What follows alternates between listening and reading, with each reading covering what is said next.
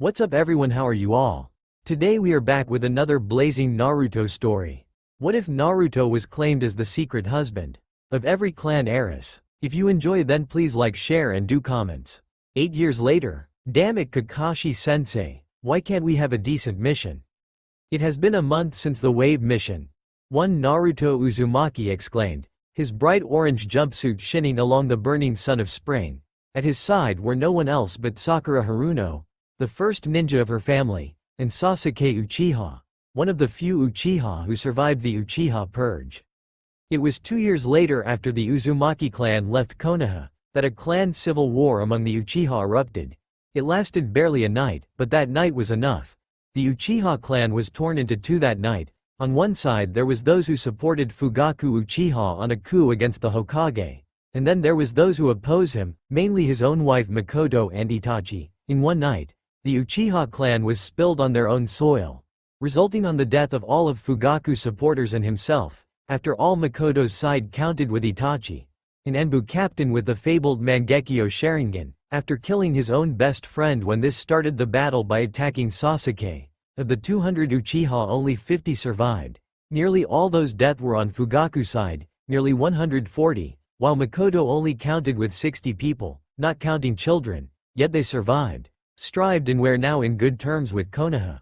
But still Makoto not trusted the elders.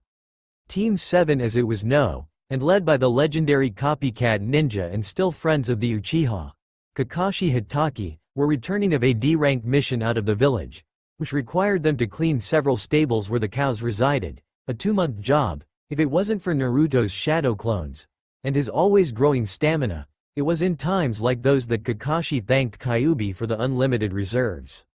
True, his students knew of Naruto's status as jailer, as every person in Konoha, from babies to adults, and also as the only Jinchuriki not created as a weapon of war, like Gaara of the Sand, who contained the one-tailed raccoon, Ichibi no Tanuki, and Crazy Ass as one Kyuubi said, out of Naruto's mouth of course.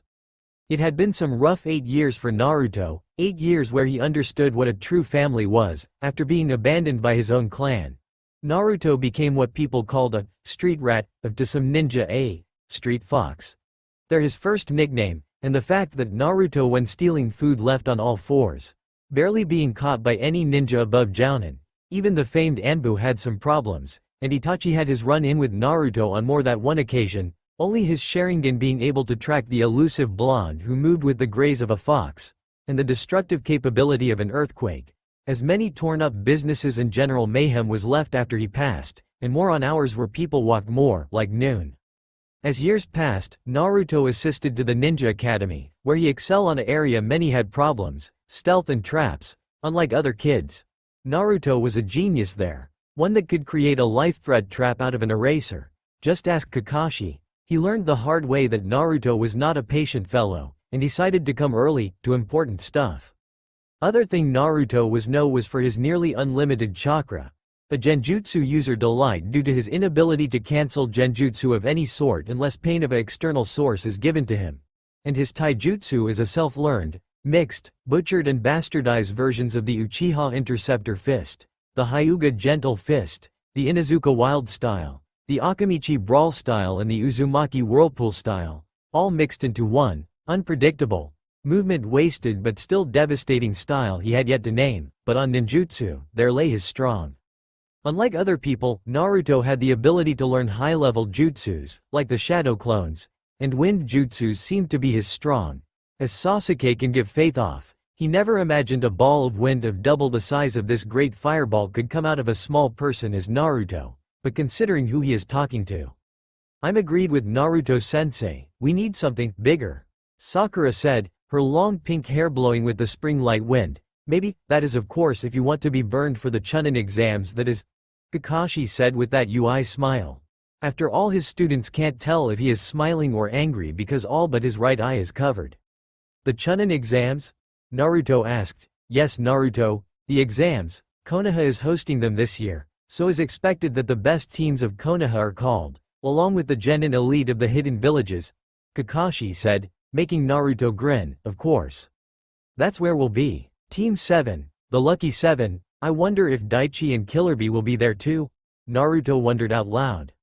Any of your tailed friends is okay as long as not Killer Bee, Sasuke exclaimed, making Naruto pout. Only because I'm the only genin with Chunin and Jounin foreign demon jailer friends doesn't mean is bad. I mean B is cool and that. Besides, how many people can claim that is friend of the Raikage brother, Naruto asked. Maybe the Hokage itself, Kakashi said. The team approaching the east gates of Konoha. There a person was waiting, clad in a baggy blue aquamarine kimono with a red belt tied up to his waist, shirtless, with baggy blue navy pants that made it to his knees, black sandals. Inside his kimono lay a bamboo-made canteen. And in his hands lay a small and slim gold-like tube. His black hair was covering his left eye. And in his visible right eye you could see a brown eye. Naruto seemed to light up, while Sakura paled. Oh man, of the entire friends Naruto has, it had to be him. Yo Raijin, Naruto screamed, making the teen look up and smile. Raijin was like Naruto, a demon jailer, the only demon jailer who had no allegiance to any village, and whose birth as demon jailer is as mystery itself. Only the fact that he was born on Lighting Country, near the cave where the six-tailed thunder weasel lived, was no other than the fact he had a strong affinity to the thunder-like jutsus, due to the tailed beast he kept, and to add he was a hermit in some way. He walked from village to village, ninja or no ninja, selling goods he collected of Kami knows where, and is always seen with his canteen and tube, which he uses to his greatest hobby, blowing bubbles.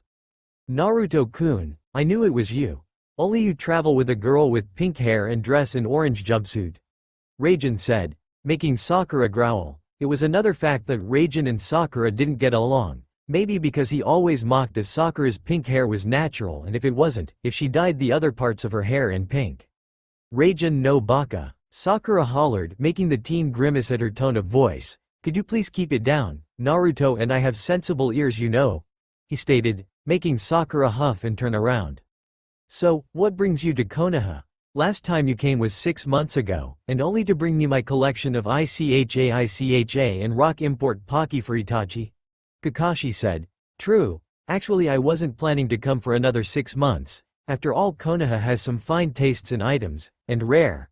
But I was in the fire capital, and I hear some things you might find interesting, but please don't blow your top off. Last time you did, Daichi swore never to return unless he carried a suppression seal. I say I was sorry. How I was supposed to know that Daichi liked Rina at all, Naruto said. Maybe because his face turned as red as his armor? That made Naruto pout. Okay, what news you bring of Fire Capital, Raijin-san? Kakashi asked, pulling his ICHA book. Well, I heard the Uzumaki clan is coming back to Konoha. In that moment Kakashi's prized book fell to the ground, as Naruto seemed to change of several white shades, then acquire a shade of red. But not a Hinata blush red, but more of a red shade of anger. Come again? Naruto asked, growling like crazy, and making Sakura seek refuge behind Sasuke, who was behind Kakashi. Your family is coming back, isn't that exciting? Motherfuckers. Naruto seemingly exploded on a burst of red chakra, blowing all around him.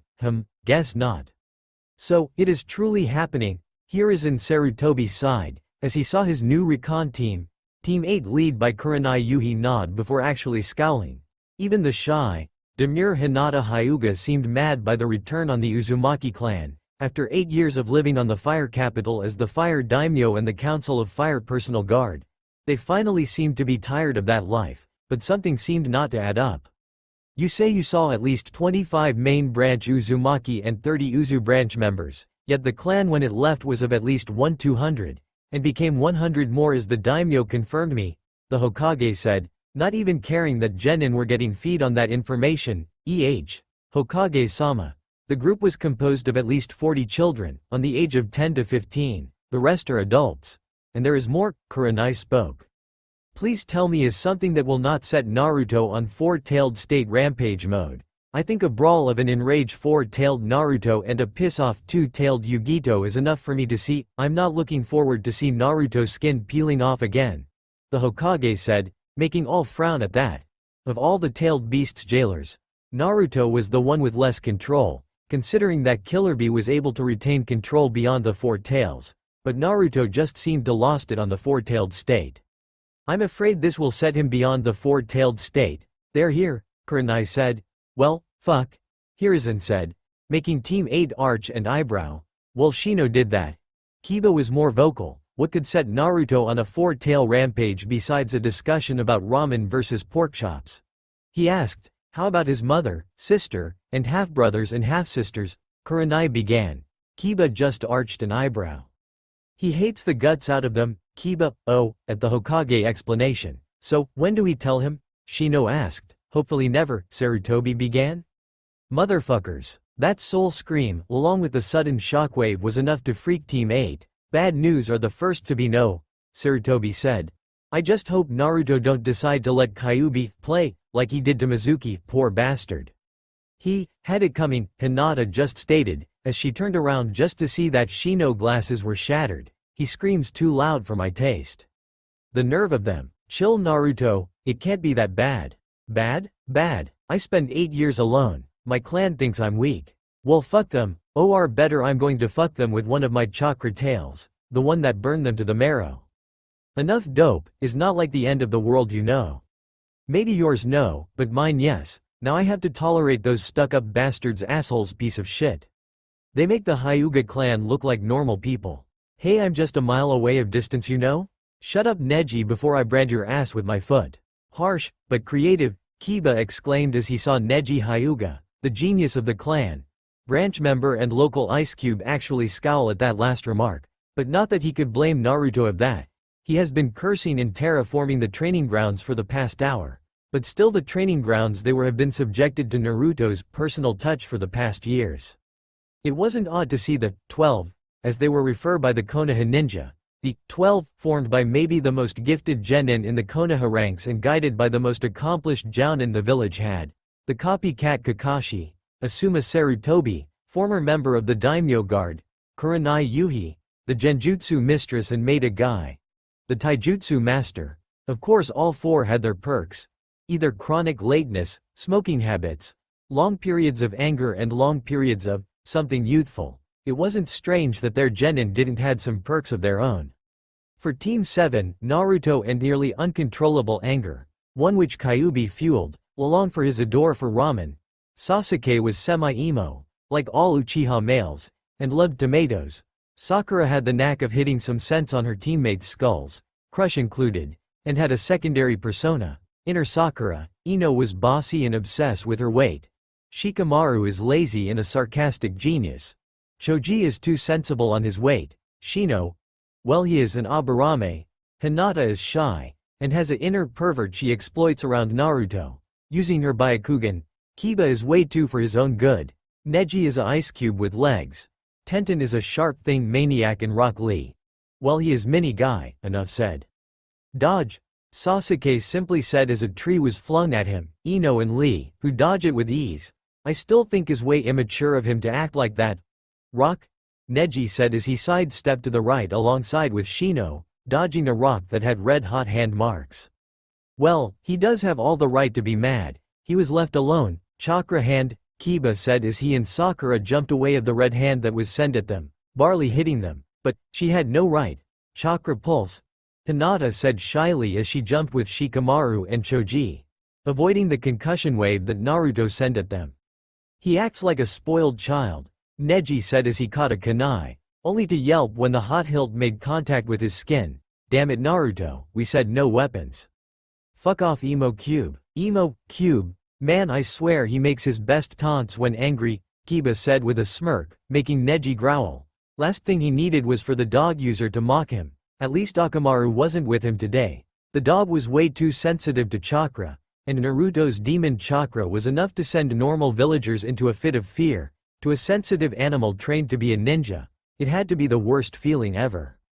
Can't he act with some control? Shikamaru asked. That's his way of control. You should have seen it in the Battle of Wave. Zabuza might have been the demon of the mist. But Naruto didn't earn the nickname, Demon Lord. Just by sitting, oh fuck windblades. Sakura snapped as the group scattered, barely avoiding the semi-visible blades that leveled a small clearing of the field. And we agree on no limb-ripping jutsus. Tenten screamed, more by the fact one of her bun's straps and part of her pants were cut. She really needed to improve her speed reaction. Be thankful it wasn't his hurricane blender, doesn't he even get tired? Choji asked, hello. Nine-tailed energy being stuck on his belly. Unlimited chakra and the high of anger. Right now we are lucky to have clothes. Ino snapped. Talk for yourself, this were my favorite pair. Tenten screamed, pointing at her shred pants. Better your pants than your leg, Kakashi said, along with Asuma, Kurenai and Guy, and a chakra-cloaked Naruto, who tried hard not to lose his clothes on the hot chakra. An accident he and other demon jailers had to pass trough. Okay, that's enough warm-up for today, Kakashi began. Warm up my ass. He was just using us as dummies to test how his clan will react when he goes aggro on them. Tenten snapped, maybe, but it's better to have a level-headed Naruto training now that event in spilling your guts and consuming your heart Naruto for sparring partner, Asuma said, making Tenten go pale. Demon jailers are just too troublesome. You think breathing is troublesome? Naruto snapped, making the shadow user scowl. Can't blame me. I unlike you have standards. How I ended up as friend of all of you and acquaintance of every single of the sane demon jailers is still beyond me. A nice bed story for your average children, Sasuke joked, making the Nara snort. Knowing him, he might get asleep halfway the act, Ino said with a smirk. Now that's cruel, Ino pig. Is the truth forehead girl? Because you are going to be that unsatisfied lady? Shut up Raijin. And like Sakura, Ino hated Raijin guts. True, he got her the rarest seeds of foreign countries to plant, but he, as every jailer she knows, is as blunt as a hammer. Raijin-san, did you got my stuff? Hinata asked, lacking the shudder, short and silent tone of voice she was known to the Thunder Weasel jailer, who just smiled before pulling out of his kimono a box with a red cover. Direct of the land of the snow. Mint-flavored cinnamon buns. Guaranteed to give you fresh breath on a single bite. They recommend to eat once a day, and keep them on a freezer. Yeah, just gimme, Hinata said as she took the box of Raijin hands and walked away, muttering about her precious buns. You should see what she keeps hidden on a wall. A collection of cinnamon buns of all the nations. She eats one every day, and has them sealed, so anyone but her can touch them. Hanabi tried it once. Hinata nearly chopped her head off, Neji said. You're a bad influence to her Naruto-san, Neji added. Sure, blame his oldest friend. I never gave her the idea of using seals to keep her buns safe, just bells and maybe an explosive tag. I stand my point, Neji muttered. Sometimes he wished Naruto didn't save Hinata of the so-called cloud ambassadors. They just had to cross Naruto the day after the window-shattering scream. And of course that Killer Bee's brother had to take the position of Raikage after the old Raikage died of mysterious ways. But at least he had a father for a longer time, before that disease took him away, just as it took Hinata's mother. Mother, are we doing the right thing? I'm coming back, I mean, a girl with long red hair tied on a single braid asked. Her blue eyes looking at the older woman, whose face was covered in a gray cloak and hood. The girl herself was dressed in a single black net shirt with a black vest under it. The vest had the clan seal it, a spiral in blue, with blue navy pants and black sandals. Like her, at least 10 girls of her age were dressed alike, all having different hair colors, but having something in common, the blue azure eyes. What mother thinks doesn't matter, is the clan's will. A boy snapped, dark spiky hair, blue azure eyes, tanned skin, clad in black robes, with a light chest plate and 2 visible sei strapped to his legs, which were covered in black pants and black sandals.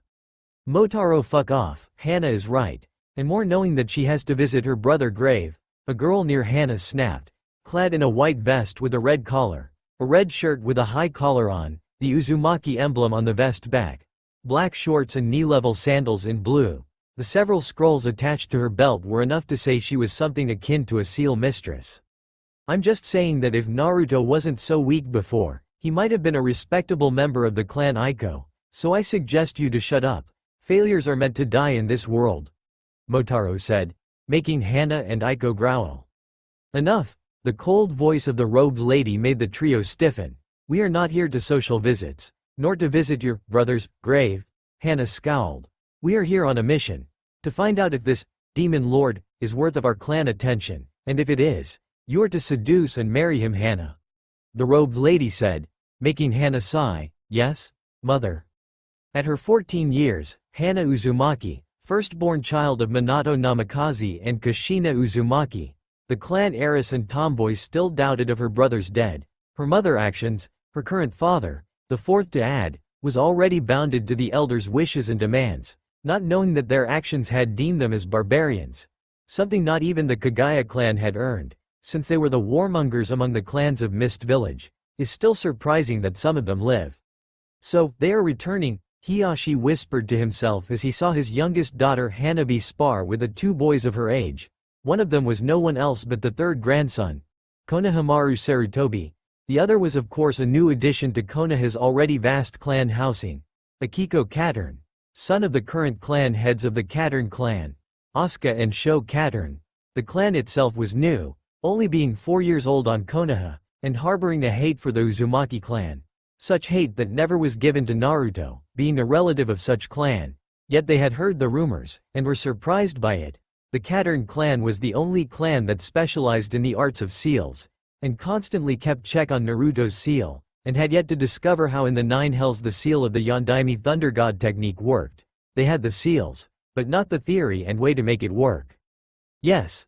Well, that's what I could gather from Raijin, Naruto's friend, and the scream and devastation Naruto made is much worse than the time he and Yugito got in an argument about ramen and pork chops. The fact was that Hiyashi would never be able to see Naruto without imagining with his skin peeling, chakra burning the skin and vaporizing the blood and turning him into a mini Kyuubi. Such was the nature of demons' chakra that they seek equilibrium whenever unleashed. Yes, Hiyashi-kun, I still can't believe they have the nerve to come back, after so many time away, Makoto said, supervising the training of the three children, on behalf of Asuka and Sho, since they were on a diplomatic mission with one of their clan branches on the fire capital. What do you think the reaction of the kids will be when they see Naruto alive? Hiyashi asked with an all-knowing smirk. The question there is how the clan will react when they see their home leveled by the weakling of their clan. I'll pay for a photo of that, Makoto said. That can be arranged, Hiyashi said as he smirked at the Uchiha matriarch. Hiyashi, you are an evil bastard, you know that? I try, Makoto, I try. So, we are getting in the exams, huh? Iruka-sensei won't like it a bit, Sakura said out loud. Seeing that the genin were having the same thoughts, Iruka is an academy instructor, you are under my command, so I pretty much can do whatever the fuck I see fit to see you grow stronger, Kakashi said with his lazy tone. He is the only person besides Shikamaru dad that may be able to say that with such not caring for the rest, Ino whispered to Tenten, who nodded at that. This exams will be special in a way. Instead of the usual 3 parts, it will be 5 parts of the exam, since the number of genin coming is, one word, huge, Asuma said as he handed each genin a slip of paper. You're to sign those and present them in 1 week. Present to the room 301 on the academy. Your team has to be complete to be there. Understand?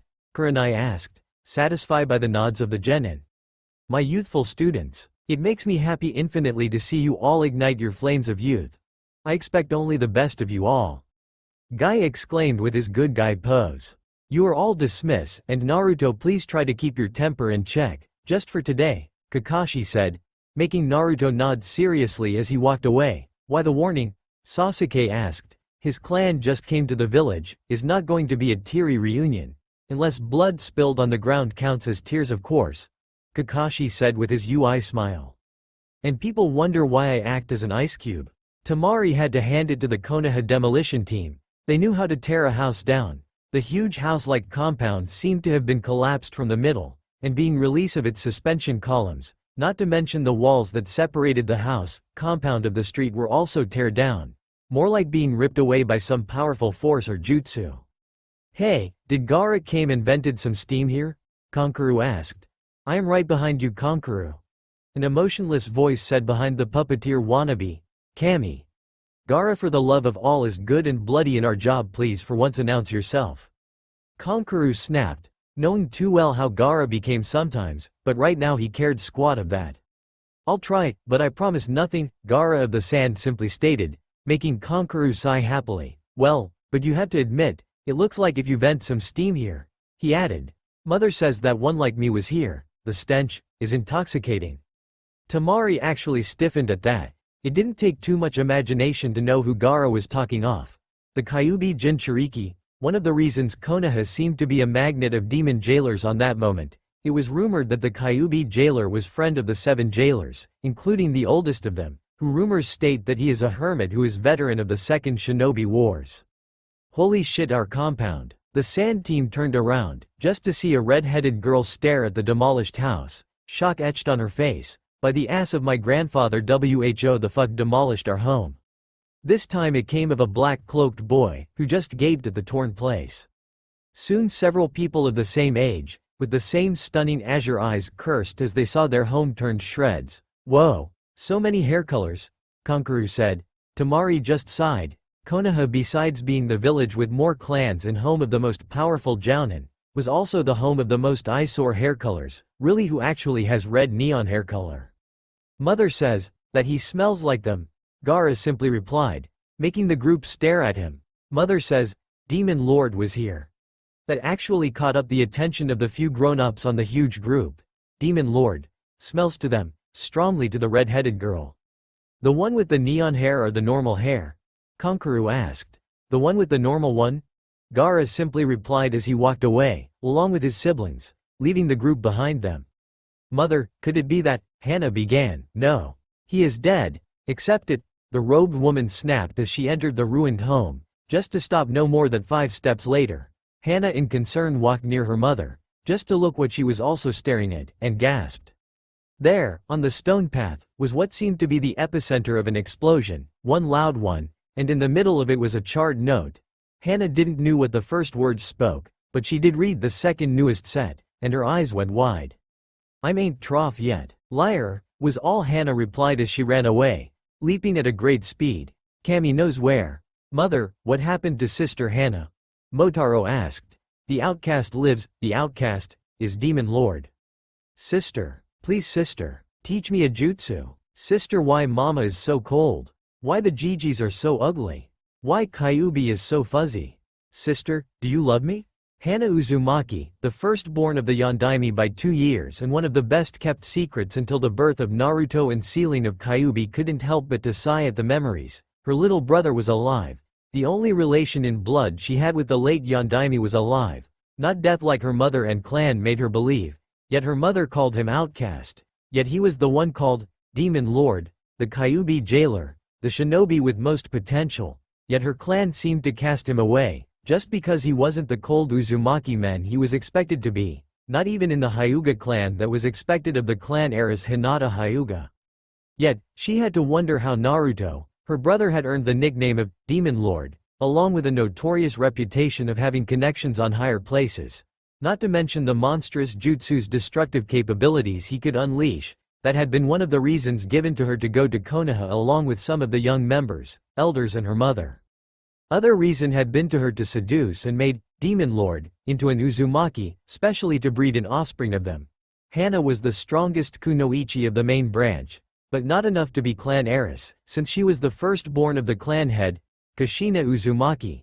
Yet it seemed that unlike the Hyuga or the Uchiha clans, the Uzumaki clan only accepted male heirs, not female. Her mother was the only exception given due to her participation on the Namikaze massacre, yet she had married a Namikaze, their enemies, and had 2 children with him, one being the demon jailer of Konoha. She knew one thing, her mother, the old one, would have rather gut herself with a dull spoon rather than be a complete bitch to her children. There were other things in Hana's mind, for example the fact that Naruto, although being her blood-related brother, would change nothing on the plans. Demon Lord was supposed to be seduced and induced to the clan. Now that Naruto was known as the possible Demon Lord, it would make things easier. In the elders' eyes, she would do anything for just getting him back, and they were right, she would. It wasn't odd in her clan to still have marriages among close blood members, just to keep the purity of the blood, something the Hyuga clan had not done since they came to Konoha, and was proven that their Byakugan, instead of being tainted with foreign blood, it actually became stronger, something akin to adapt and evolve.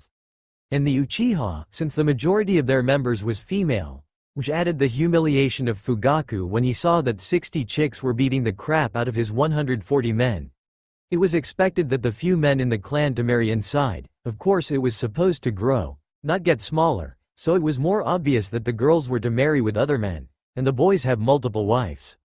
Even in the minor clans it was not practice, but she knew that no matter what happened, she would be forced to seduce her own brother, to attain his strength. She had yet to find out why they had brought the minors of the clan, the ones that once lived in Konoha, with the exception of Motaro. Motaro was the exception of the rule. Unlike her mid-sister and brother, Motaro was in fact the bastard child of a raped Uzu girl, who showed great potential. At the age of Naruto, before all that mess actually began, he had mastered the Wind Blade Jutsu, and the clan Taijutsu, the Whirlpool, which basically like a whirlpool was to draw the opponent onto one, then break the opponent. Simple as that, yet the combos and katas were as complicated as the Hyuga Gentle Fist katas, and more devastating that the prized 8 trigram attack the Hyuga were feared off. But that mattered little to Hana now. She had a mission of her own: find her brother, and see how much he had changed, if he had become a resented teen who was emo, or still the bundle of joy who seemed to never know when to quit. If so, she was going to seduce him. Yes, it was all against she was taught by her father, but if that's what it takes to have Naruto back to her, then so be it. Besides, how hard is to find a blonde with whisker marks? Impact, pull, impact, pull, impact, pull. That has been the pattern Hanabi has been seeing of Naruto doing with the last kunai of the Yondaime Hokage. Attached to a cord, throwing it like a yo-yo, impacting it in the wall of the compound gardens and pulling it again. Sure, Hanabi was still curious about Naruto, her sister oldest friend, and by what she could see of some papers when her father drunk his ass away, with an arranged to her, a marriage one. To Hanabi it wasn't odd. Hinata had literally demanded to the elders, a first to any Hyuga, and her father, that Naruto should live with them, and after they reached the age of 14 they would marry, to ensure that the last Uzumaki lived happily, and of course to satisfy many fetish of Hinata. Something she didn't say out loud but Hanabi knew perfectly. Sure, Hinata and Naruto were in odds on their relation. One barely knew the definition of love, the other just wanted to have her way non-stop and have a harem of blonde-whiskered teens at her disposal, but she couldn't blame neither. Both had passed some rough times. The kidnapping was one. The kidnapper was one of the old's rakeage trusty ninja. Of course the ninja had to cross an angry Naruto while carrying Hinata. The result was bloody to say the least, and to add luck, the old rakeage was retired of his post by Killerby brother, who admitted all guilt of the act, and immediately sent the heads of those loyal and who gave the idea to kidnap Hinata to her father, who accept them with the rakeage most deeper condolences for Hinata's mother health state. Hanabi was due to born at any moment there, but a strange blood disease had eaten her mother chakra nearly to the point of rendering her to the painful decision of decide if she gave birth to her and die, or kill her and live. She obviously took the first, knowing that a mother's love is something that extends even to their unborn child. Hinata was so devastated that she spent a week on her room, before Naruto had forced her to leave the room, even to the point of dragging her by the hair. Something Neji nearly blew his top off. Of course, when she was finally out, she saw that Naruto was also suffering for her cause, and just wanted her to be happy. That way the strangest friendship became solidify. For the next 8 years he would become Hinata's friend, confidant, brother, lover, even to the point of offering himself to become Hinata's practice for her seduction practice. There the first sparks flew, along with her father had. He had caught them nearly up to the point of Hinata giving Naruto a blowjob. You can imagine her 11-year-old daughter doing that, and his reaction to that.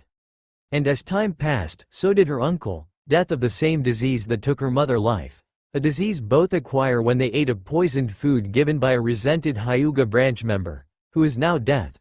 Neji was devastated, but unlike Hinata, Naruto took another approach to snap Neji of his funk, slamming his forehead on his knee until he bled. Hanabi shook her head at that. Of what she could gather, Neji for an entire minute stopped being an ice cube and launched a fit of curses enough to make blush a sailor. Naruto-san, what are you doing? Hanabi asked, looking at the kunai yo-yo. What happened to be the Yondaime last relic? Stuff, Naruto simply replied. I know you're doing stuff, but why? She asked again. Because I can? Damn it, speak clearly. I'm not Hinata to read you like one of her porn magazines. She does have porn? Duh. Why you think she uses your Byakugan on you? For checking how much you've grown down there? Well yes, but you know what I mean. Sigh, is my family? Naruto began. What of them? They returned. Hanabi arched an eyebrow. His clan left him behind. Hanabi. Both turned to see Hiyashi near the porch, 2 glasses of water on his hands. Oh, wait, what? They abandoned me, Hanabi-chan. And killed Aya? Naruto growled, the cute white fox of the pictures? He nodded. Damn, no wonder sister is so vehemently protesting on a further separation of the clan houses. It could lead to some nasty things. And with things the way they are, The only casualties of a clan war would be the elders, since they are pushing that. Well, half of them, Hiyashi said as he stared at the sky.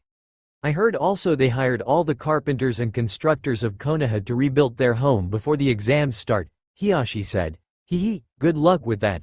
I placed a termite's nest near the remains. And also hired bug killers. Shit, Naruto, you're in presence of a lady. Hanabi said with a smirk. I am? BAMM. Of course, me. Hanabi snapped as she walked away. She's stiffer than the stiffs back home.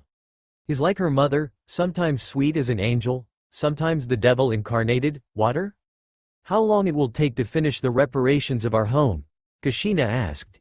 Well, with the number of people and material, less than a week, but you have to hire other people to add the electric wire and water pipes, after we end the place. The carpenter said. Good, I also want you to construct an underground basement of the size of the dojo. Of the size of the dojo, huh? No problem, but it will take a day to end it. This day, the man said. Good enough, start right now. Kushina commanded as she walked away. Okay men, you hear the lady, time to work. Kushina-sama, an elder man asked, clad only in a gray kimono with a blue obi, his blue eyes staring at the Uzumaki matriarch. It was him, wasn't it? It was him, was all Kushina replied. The clan has made a powerful enemy, was all the elder said as he began to walk away. Yoshiru? Kushina began. My actions were given because you all wanted it, for the good of the clan. I have come to regret that decision. I hope so do you, Yoshiru stated. I never regret nothing. Like the day you sent Dao to his own death. You knew how Naruto would react, or when you sent Ume, your third husband, to rock territory, knowing well his past and crimes there, or how about Sota, your former husband, who died of mysterious ways? Yoshiru exclaimed, not even blinking and believing that Kushina looked so calm. I care little for those three. They were hindrances to the clan, expendable. She said in a cold manner. Don't fuck with me, Kushina. I'm your father and I know well that by casting your son away, the demon jailer of the Kyuubi no Kitsune, you basically fucked us all. You knew he was the demon lord. What I know is for me alone, father, Kushina snapped, for fuck's sake. You gave the boy enough reasons to kill us in the most horrible ways. I also thought he was a failure, but after seeing this, Yoshiru motioned to the still devastated compound. I'm starting to have my doubts. You better hope he doesn't decide to turn against us. And you better keep my grandchildren on a leash. I still don't know why you brought those who lived here before, but I assure you, Kushina, fuck us up and I will personally have the pleasure to show you why I was called Bloody Scythe by the Namikaze and Grass Ninjas. Yoshiru snapped as he walked away with a grunt. Kushina just stared at her father and narrowed her eyes. Her mind was set. There was much to be done, and Naruto was key component of it. Soon, she whispered as she stared in an old oak tree, and blinked when she saw her own image, and the one of Naruto, a grown Naruto, laughing and sharing an ice cream under the shade of the tree. Hana sleeping on one of the branches, just them, the three of them. No, Kushina shook her head, he is expendable, all are. She then looked at the passing Motaro, and smirked, all but you, Motaro-chan. Mother, I'm home, Sasuke called as he entered his clan house. The smell of his mother cooking filling his nostrils. Tomato soup, tomato spaghetti with tomato juice, alright. Today is just perfect, Sasuke thought as he entered his kitchen. Just to see Raijin seating on the kitchen's table, he and Mikoto laughing, so much of perfect, Sasuke muttered as he entered and seated. Oh Sasuke-chan, it's good to see you arrived, Mikoto said as she served to Sasuke a bowl of tomato soup. The smell filled Sasuke's nostrils and led him to nirvana. Raijin-san brought tomatoes of rice country, directly of the fields of Aspio. Sasuke's eyes widened at that. The fields of Aspio were known for having the most natural and delicious fruits and vegetables core. Getting a dozen of anything was itself a task, due to the high demand. Oh, is nothing, Mikoto-san, is just part of my job, Raijin said as he zipped his own tomato soup. Well, after today I'm surprised you even stand still, Mikoto said. Oh, you refer to Naruto-kun's scream? I think is nothing compared to the scream he let 8 years ago, or so I heard. Raijin replied with a small smile. It's sad, and maddening to know that after so much, Kushina would return here. We used to be good friends, Mikoto whispered. Why they would that? Even hear that we killed like animals in one night, had respect for one another and buried them with the proper ceremony. Sasuke stated. The Uzumaki clan is as old as the Uchiha, Senju and Hyuga clan. The only difference was the changes the clans made. All but the Uzumaki changed something. The cursed seal of the Hyuga usually exploded along with the bearer's head and the user's hands 200 years ago. Sasuke spitted his soup after that revelation. Call it, if you do it I fuck you sideways in the afterlife, stuff, karma whatever. The point is that it changed 100 years ago, along with the in-blood marriages inside the clans. As far as I know, the Uzumaki clan are the only one who keep that tradition. Well, that is fuck up, Sasuke said as he turned around, just to gulp when he saw pass his twin cousins, Akane and Akemi Uchiha. Where the clan's pride and joy, besides Itachi and Sasuke. The twins were in the Anbu tracking team.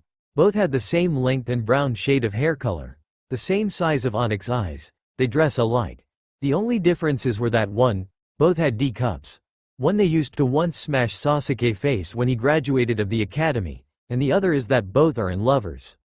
Although I wouldn't mind marrying someone inside the clan, Sasuke whispered as he saw his giggling, loving, and big endowed cousins walk away. Sigh.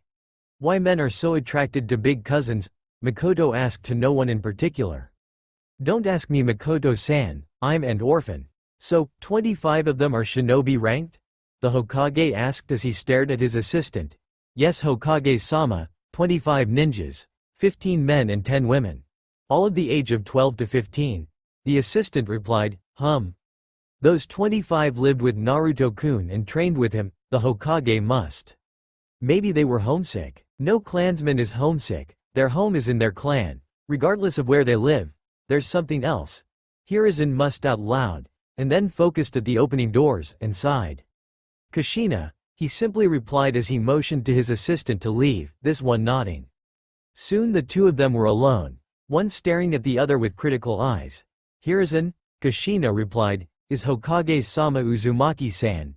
You have a lot to answer. Abandon, attempt of assassination, among other colorful charges. I answer to nobody, Kushina replied. You answer to me from now on. You might be the daimyo guard, but here in Konoha that is worth shit, so you better shove that prepotency where no one finds it. The Hokage snapped as he looked at some paperwork, dully noted, now I want answers. Of what? Sarutobi asked. Where is Naruto Uzumaki? She asked. I don't know. He is too secretive with his things, especially where he lives. Is he Demon Lord? Who? Where he lives? I told you I don't know. Is he Demon Lord? I don't know. Who has taught him? So your clan can mess with that. Not a chance in hell. Is he Demon Lord? No, the Hokage said as he looked at Kushina straight in the eyes. 3 times she asked if he is Demon Lord, 2 where he lives and 1 who teaches him what is going on. My daughter is to be wed with him. Tell me where he is as stipulated in the law, Kushina demanded. There Sarutobi narrowed his eyes. He knew about the law pretty well. The mother of father of the about to be wed could demand the location of the one to marry to their child. I could tell her he is already on a relation, if you can call that relation, and is arranged to marry Hinata 2 years from now, but that would make Hinata a target. Yet I could tell her where he lives, and let Hiyashi tell her, so he can have a crack on her possible face. Besides, as his own sister he is about to marry for Kami's sake. What to do? Fuck it. He is already on an arranged marriage with the Hyuga clan heiress Hinata Hyuga, who claims to marry him to keep the Uzumaki line. Sarutobi said, enjoying the slight twist on her face. The Uzumaki clan as well. I don't see why the Hyuga heiress says that, Kushina said. Well, she says Naruto-kun is the last true Uzumaki, and since he is actually the last Namikaze, she is technically correct, so nothing to do there, Sarutobi said with a smirk. You can't hide him of me forever, Kushina hissed as she left the room. As soon the doors closed, Sarutobi turned to the walls on the left. Orochimaru, he began, addressing at the snake charmer. Hi Sarutobi-sensei. Follow her, make sure she doesn't pull any shit. Right now I'm very suspicious. Go? The snake Sanin nodded as he merged with the wood of the wall. Not long after that Kushina came again. The headbands, she said. Sarutobi smiled before handing to her a wooden box. Inside of it there were at least 25 headbands for ninjas. No matter how cold you might act, you're still plain old Kushina, Sarutobi said as the Uzumaki matriarch left, slamming the doors behind her, and that's what worries me. So, Hinata, you and Naruto have, made home? Sakura asked to the blushing girl, who smiled, but shook her head shyly. Barely. Last time Hanabi caught us. But naked. I have to bride her with one of my cinnamon buns of Roxy country to keep her mouth shut, Hinata replied. Sakura was still amazed in how much Hinata has progressed in so little time. 8 years with Naruto had made wonders on her. All this culminating in her stand against the elders and her soon-to-be marriage with Naruto. That itself had been a feat itself, but being able to make Naruto officially hers, after all the blush and shudder she once carried, it was still amazing. Man, you are the only girl who has got closer enough to do it, Sakura mumbled as she chewed the cake that was serving to both Kunoichi. It's not like Naruto is going to rape me or anything, Sakura-chan, but sometimes I wish. You were gang raped by his and his clones. Yeah, I know, you told me the fantasy in detail, very detailed to my taste, Sakura said. I'm a G-girl with needs. Sakura-chan is normal.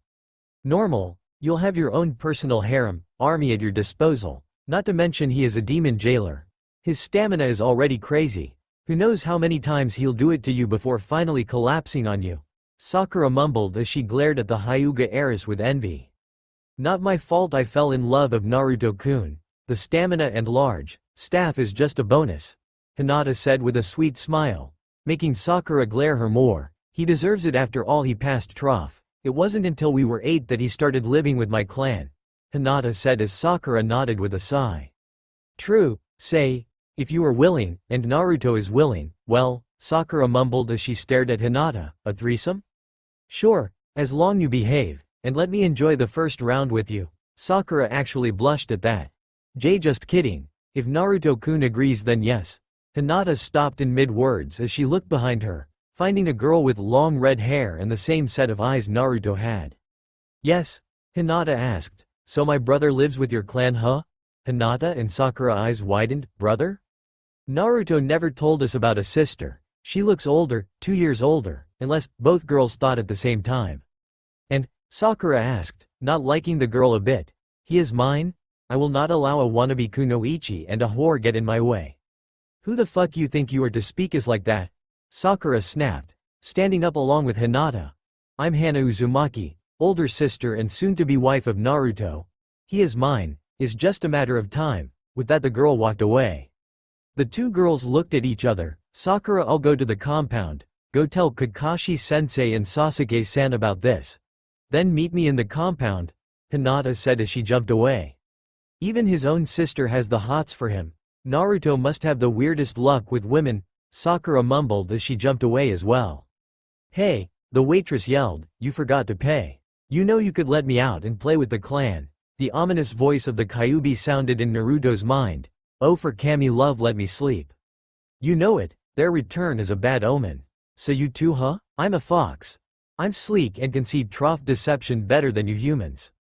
Yes, almighty furball. Grr, I'm serious here, boy. This is already highly suspicious. There is more than meets the eye. The all is all in the eyes of the beholder thing, right? Correct. Yet it is odd.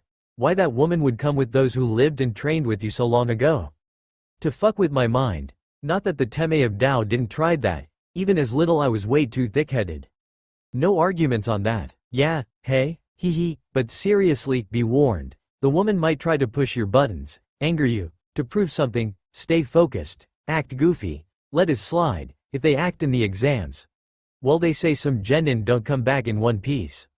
You heard Kakashi-sensei, is 5 parts instead of 3? As far as I know the fights will be in the last portion. The first portions can easily be tests to see if we are chunin material. There is more than a rank in stakes. I can feel it, something is wrong, the Kyuubi replied as he went to slumber in the grass.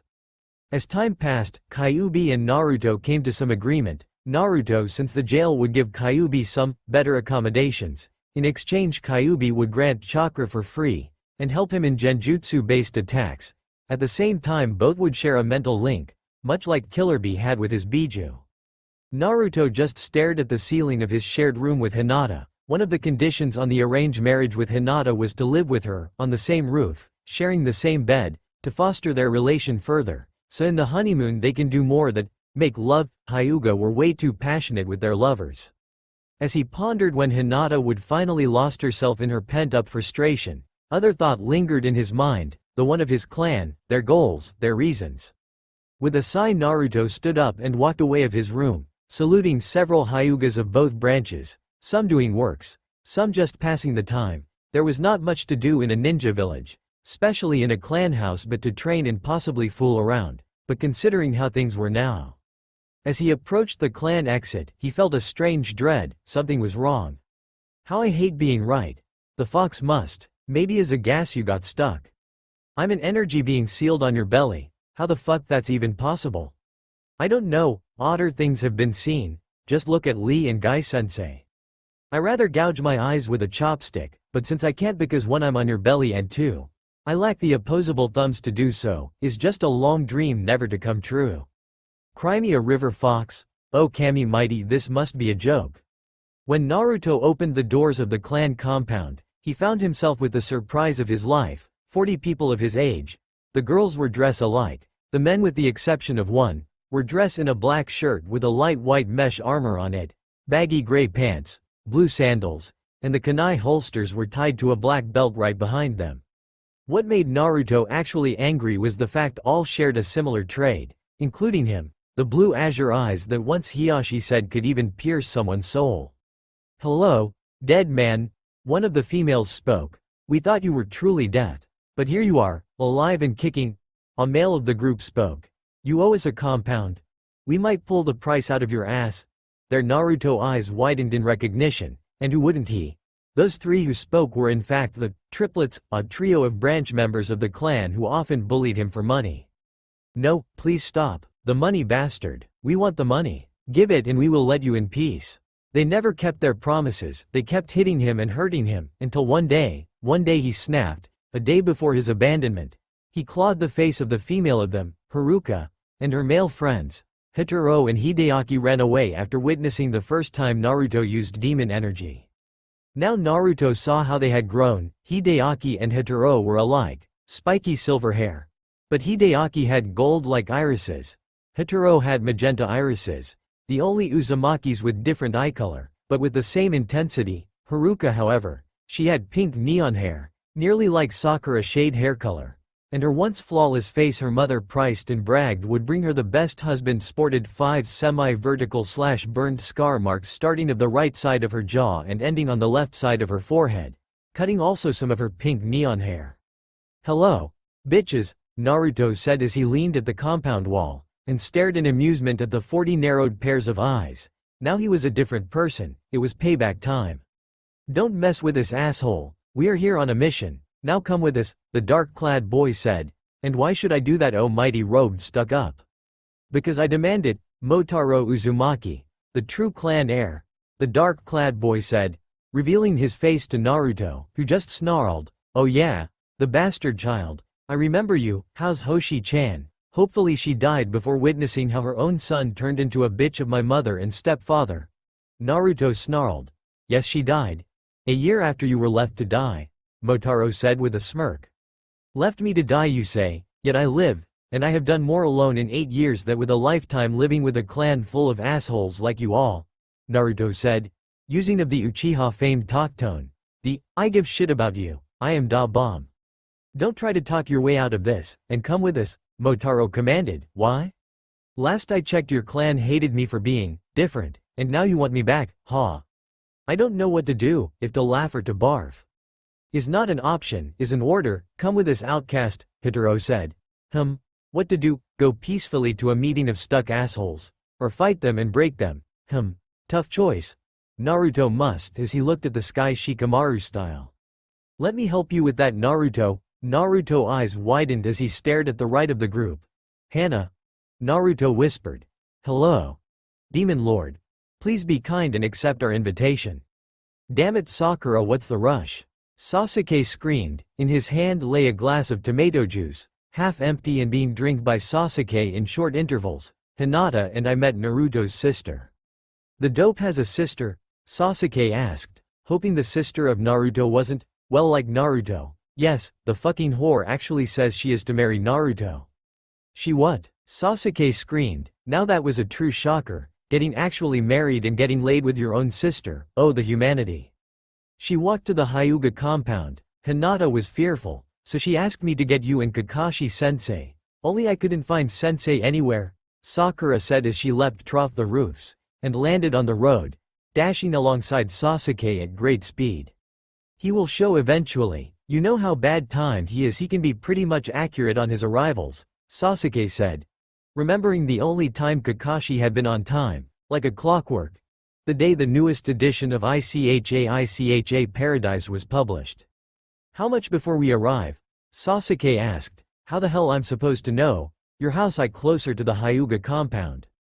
Sakura screamed, jumping again onto a rooftop, and jumping again, just to have her eyes widened at the sight, and the chakra pulse. She had an eagle sight of the compound, and of an orange kid, crouched and surrounded by a group of teens, a girl right at his side with blue hair.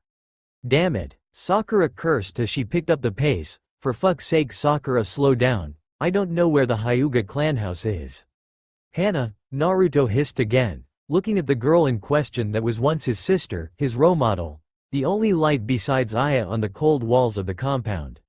Please Naruto-kun, come with us, we just seek to talk, Hana said with a sweet smile.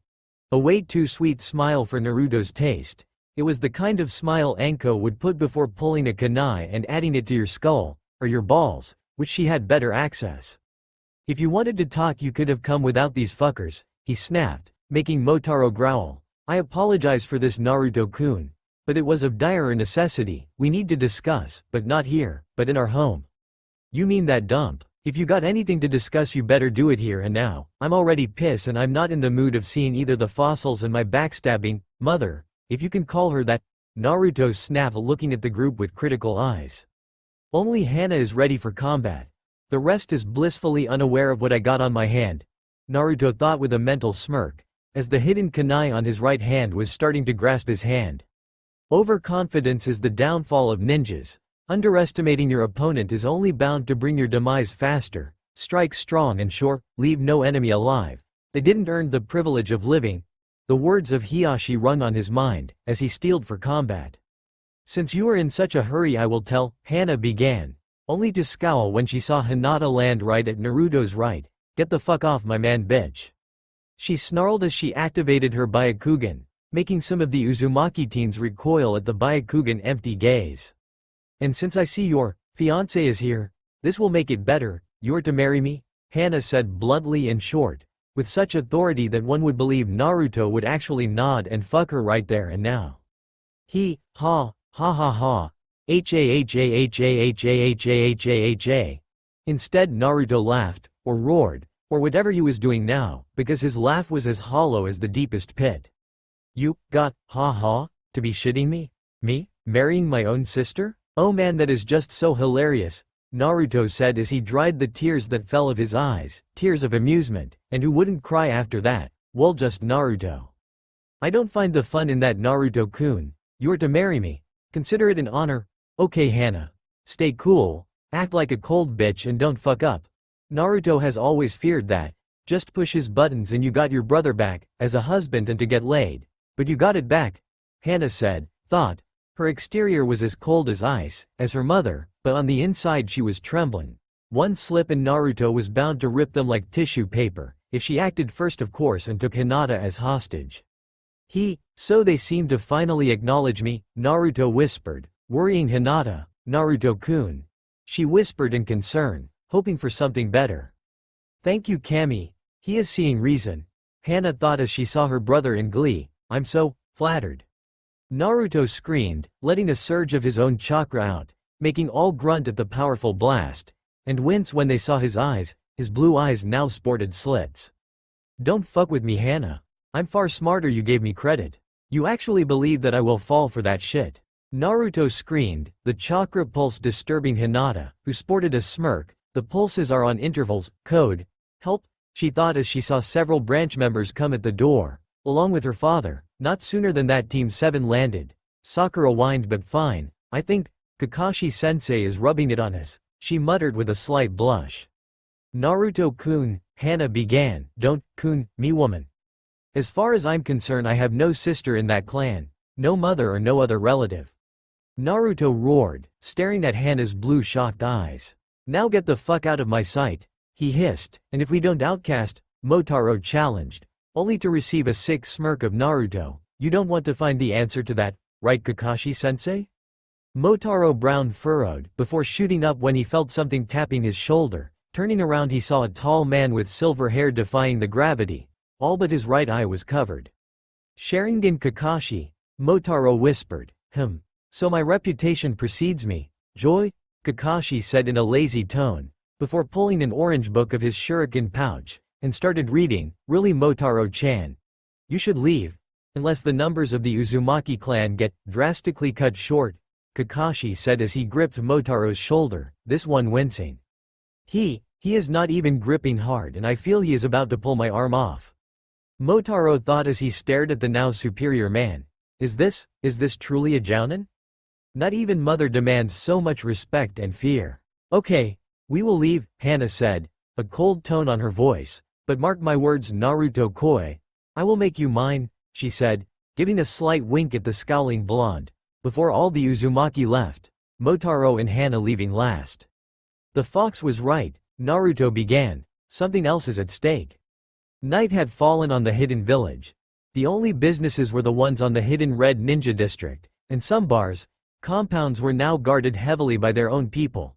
The Hyuga, after the little stun of the Uzumaki childs, had reinforced their defenses, knowing well enough their weakness, thanks to a prank pulled by a 7-year-old Naruto involving rotten eggs filled with pink dye. Hiyashi swore that Hisashi had never laughed and cursed so hard in his life. The Uchiha compound was smaller, yet as heavily guarded as the Hyuga compound, only Uchiha Anbu girls on guard, since in fact there were only a handful of men, all children, and Itachi was the only male, and he was on a mission. Many clan and ninja families had reinforced their defenses after word of the little incident with Hana and Naruto, and the fact he had screamed loud enough to shake the village. One root leader Danzo swore as he was awakened of his nap for the second time in the day, and he slept on underground quarters with soundproof walls. All clans were asleep, all but one. On the still ruined Uzumaki compound, sporting a brand new basement, the clan gathered, not just for sleep, but for planning. So Naruto is in fact Demon Lord, Yoshiru said while looking at Kushina and several elders, the youth behind them, hearing with sharp ears the conversation. Yes. Hana made first contact with him, as every youth present, as described in the intel. He is loud, brash, and outstands too much, Suzu-Uzu. The only elder of the branch family said, looking at a file and tossing it away. They fucking knew, and they had the nerve to keep me in the dark. So, what to do now? Takahiro Uzumaki said, looking at the elders and Kushina. We first reconstruct. I already nominated 3 teams of our clan house to participate in the Chunin exams. Yoshiru, Takeshi and me will be their Jounin senseis, Kushina said. Who are they? Yoshiru asked. Takeshi will take the triplets, I will take Hana. Motaro and Aiko will be under my wing, Kushina said. And you father, you will take Taro, Tokumo and Tomoko, Kushina said. A weapons-only team? Yoshiru asked. Yes, he shows no weapon usage, besides the kunai and shuriken. We know nothing of his jutsus, or how much chakra of Kyuubi he can handle before loosing itself to the power. That's why I'm sending the 3 teams. Yoshiru team will gauge his fighting capabilities. Takeshi team will attack and force him to draw the Kyuubi's chakra, while my team will move for the kill. Then what? Hana asked, staring at her mother with narrowed eyes. Then we do what it has to be done. And that's all you have to know? Kushina replied with a cold look, before standing up and looking at the ceiling. A ceiling which contained a strange rune-like made spiral, a mark that matched the floor and the walls. Soon baby, Kushina thought as she placed one hand in her belly, soon. 3 days later, the Hyuga clan is known and praised as one of the few clans who had multi-branches of actions, seal masters, taijutsu experts, medic ninjas, trackers, hunters, all but ninjutsu experts, but that is about to change. After all they had on their walls no one else but the #1 unpredictable knucklehead ninja. Naruto Uzumaki, the human chakra battery, the genin who had Kakashi Hitaki, the man who knew over 1,000 jutsus and perhaps taught him a pair, which technically is true. After the incident with the Uzumaki youth, Naruto has been training non-stop, and considering how much he trains, it was a surprise. Also Hinata seemed to step into her game, and started working on some jutsus. Although the clan had no ninjutsu users, They had a vast collection of all kind of elemental jutsus in their personal library which every Hyuga had access, one of the few places both main and branch members gathered. And it seemed they weren't the only ones with a run-in with the Uzumaki clan youth. Team 10 had the misfortune to meet them when they left the Hyuga compound, all glaring and angry, especially Hana, who pushed Choji, kicked Shikamaru on the shin and punched Ino on the face, all without even baiting an eyelash. Since that day Team 10's sole goal has been to improve, and getting even, especially Ino who had her pride and a tooth broken by Hana's punch. The 12 were training hard, getting ready for the exams, because they knew that the 5-part exam would weed many, and would demand so much of them. "Come," Motaro said as he assumed a combat stance, his right leg extended at the front, while his weight rested on his left leg, his right hand positioned in a prayer way, while his left hand was placed near his belly, in an open palm manner. The falling sparrow was a style of combat was a Motaro-made taijutsu style, created by basing it of the Uzumaki, whirlpool, style and the Hyuga, gentle fist, only mimicking them both in stance and looks. Beyond that, the style itself was more of a heavy use of wind-enhanced attacks and bone-shattering strikes, pretty much like the Iron Fist. As his adversary charged, Motaro was thinking of something entirely different. Naruto. The so-called dead guy was pretty much alive, and unlike the clan has told them he looked like a fair opponent, one that overwhelmed him in chakra reserves, nothing else. The outcast was a mystery itself to him. Naruto was the second child of Kushina, the jailer of Kyubi, and hero, anti-hero for the village. He was in Motaro's logic, a symbol to rub on many clans' faces. They had power, they had privilege, they had created a monster. Motaro blinked and staggered as the fist of his opponent connected with his face. He didn't know where that last thought came from. He thought of Naruto as a Uzumaki only by name, nothing else. He was an outcast, nothing else. Yet why he thought that? Why the mention of the words Naruto and monster came to his mind and made him feel goosebumps.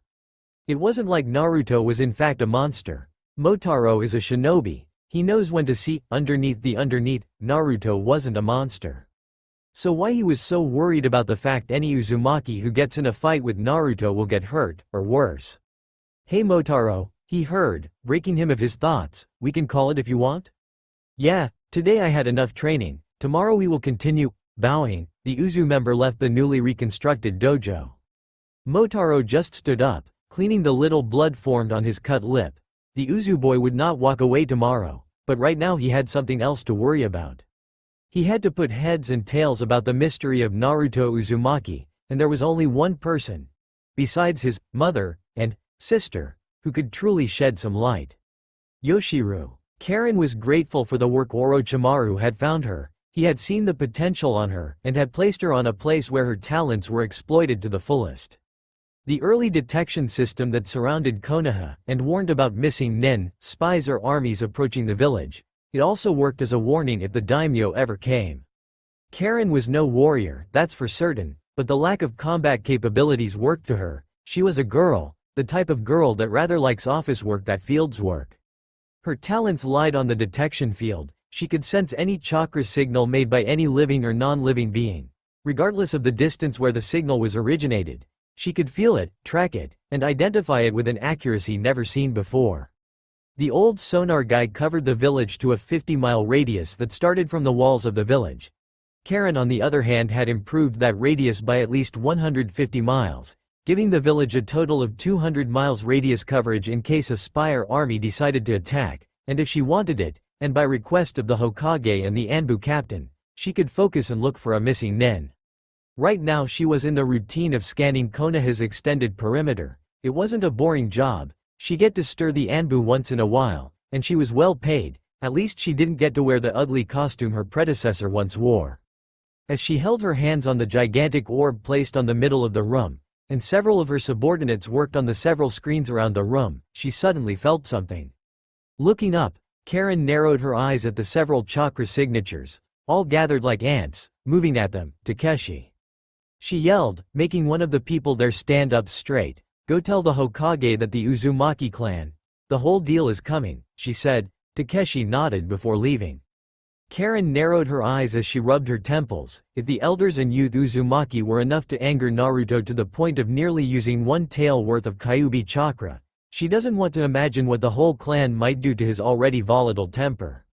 Then she felt one last signature, really a way of the clan signatures. It was old, but moved fast, and was already on the Hyuga compound doors. The fact it shared the Uzumaki chakra's signature made her fidget on her seat. I really need a day off. Hinata stared at the dummy on the other side of the training grounds of her clan home.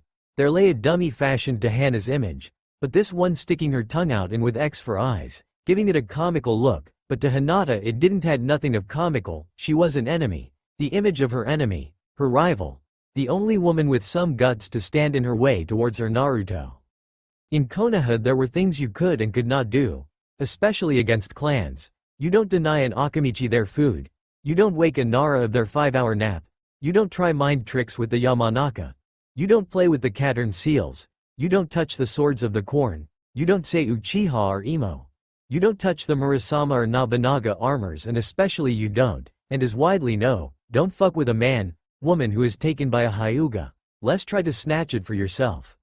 Is something odd, but Hyuga, especially females, are extremely possessive. They let no one but them touch, kiss or even glance their lover, boyfriend, girlfriend, fiancé, spouse, wife. Is like trying to play rock, paper and scissor with a drunken Tsunade, a mayor no. No one knows why, is perhaps an old Hyuga rule that is drilled to every Hyuga since little, to be possessive with their stuff, because someone might come to take it away, or is just a mess-up gene of the Byakugan. No one truly knows, only the fact that a rampant Hyuga, especially a girl, is worse than Kyuubi, and that is saying much. Grunting, Hinata formed 5 hand seals, ending with the rat seal, water release. She yelled, the moisture of the air around her, and the small puddle of water actually stirring up, water daggers. When she yelled that, the water around became what seemed to be daggers made out of water, and all shot up at the dummy, shredding it without mercy, like a barrage of kunais thrown by the biggest and strongest group of men. All the water daggers met several spots that were marked as vital: the heart, the lungs, the kidneys, the carotid and femoral arteries, and the head. Of course those daggers seemed to focus on actually cutting the head from the nose bridge. When she was over, she smirked at her handy job. What was left of Hana's dummy was a hollow torso, with holes on the heart and kidneys. The water dagger is a D-rank jutsu, because of its little chakra usage, perfect for those with water affinity and wanted a head start in the water jutsus, but it was also classified as an A-rank jutsu, because with the correct amount of chakra, a huge water pool and a fine chakra control, the dozen of water daggers made with only the moisture and a puddle of water become 1,000. And since all are as sharp as the finest katana, 1,000 of daggers were something no ninja wanted to deal with. The Kaiden could deflect them, to a certain degree, since the fragmented water drops of the daggers are also as sharp as the dagger itself, so until the user disengage the jutsu, the drops around a person are as sharp and deadly as the dagger itself. Smirking at the damage, she turned to her left, another Hana dummy positioned there, earth release. Spike tidal wave. She shouted as she formed roughly 10 hand seals, and slammed her hands on the ground with the dog seal formed. Soon the earth in front Hinata seemed to move, forming a wave of dirt, stirring the soil, and growing, until it was of her waist height. When it reached the Hana dummy, Hinata pressed more her hands into the ground. Then several rock-like spikes formed of 1 meter long, impaling the dummy from the waist and torso. A painful kill if a person got hit by it. Hinata's eyes widened then when she saw the dummy poof away, turning into a log, turning around, and forming 3 simple seals. Hinata faced the damaged dummy and yelled the name of her jutsu, water release, triple lance. Slamming her hands together, 3 water-like lances of the length of 2 meters formed in front of her, and shot at the dummy, impaling each other at the head of the dummy, and then exploding, along with the head. The 2 jutsus were special. The spike tidal wave was a defensive and offensive jutsu, rising at the height of the caster, and when blocked the attack, the caster could add more chakra, and spikes would grow, impaling the enemy. The second jutsu, water lances, was simpler, all 3D to C rank, but also B to A rank, because if more chakra is added, then the deadlier it becomes. In any case, the water lances shot and impale at the target, imploding and taking the person's limb.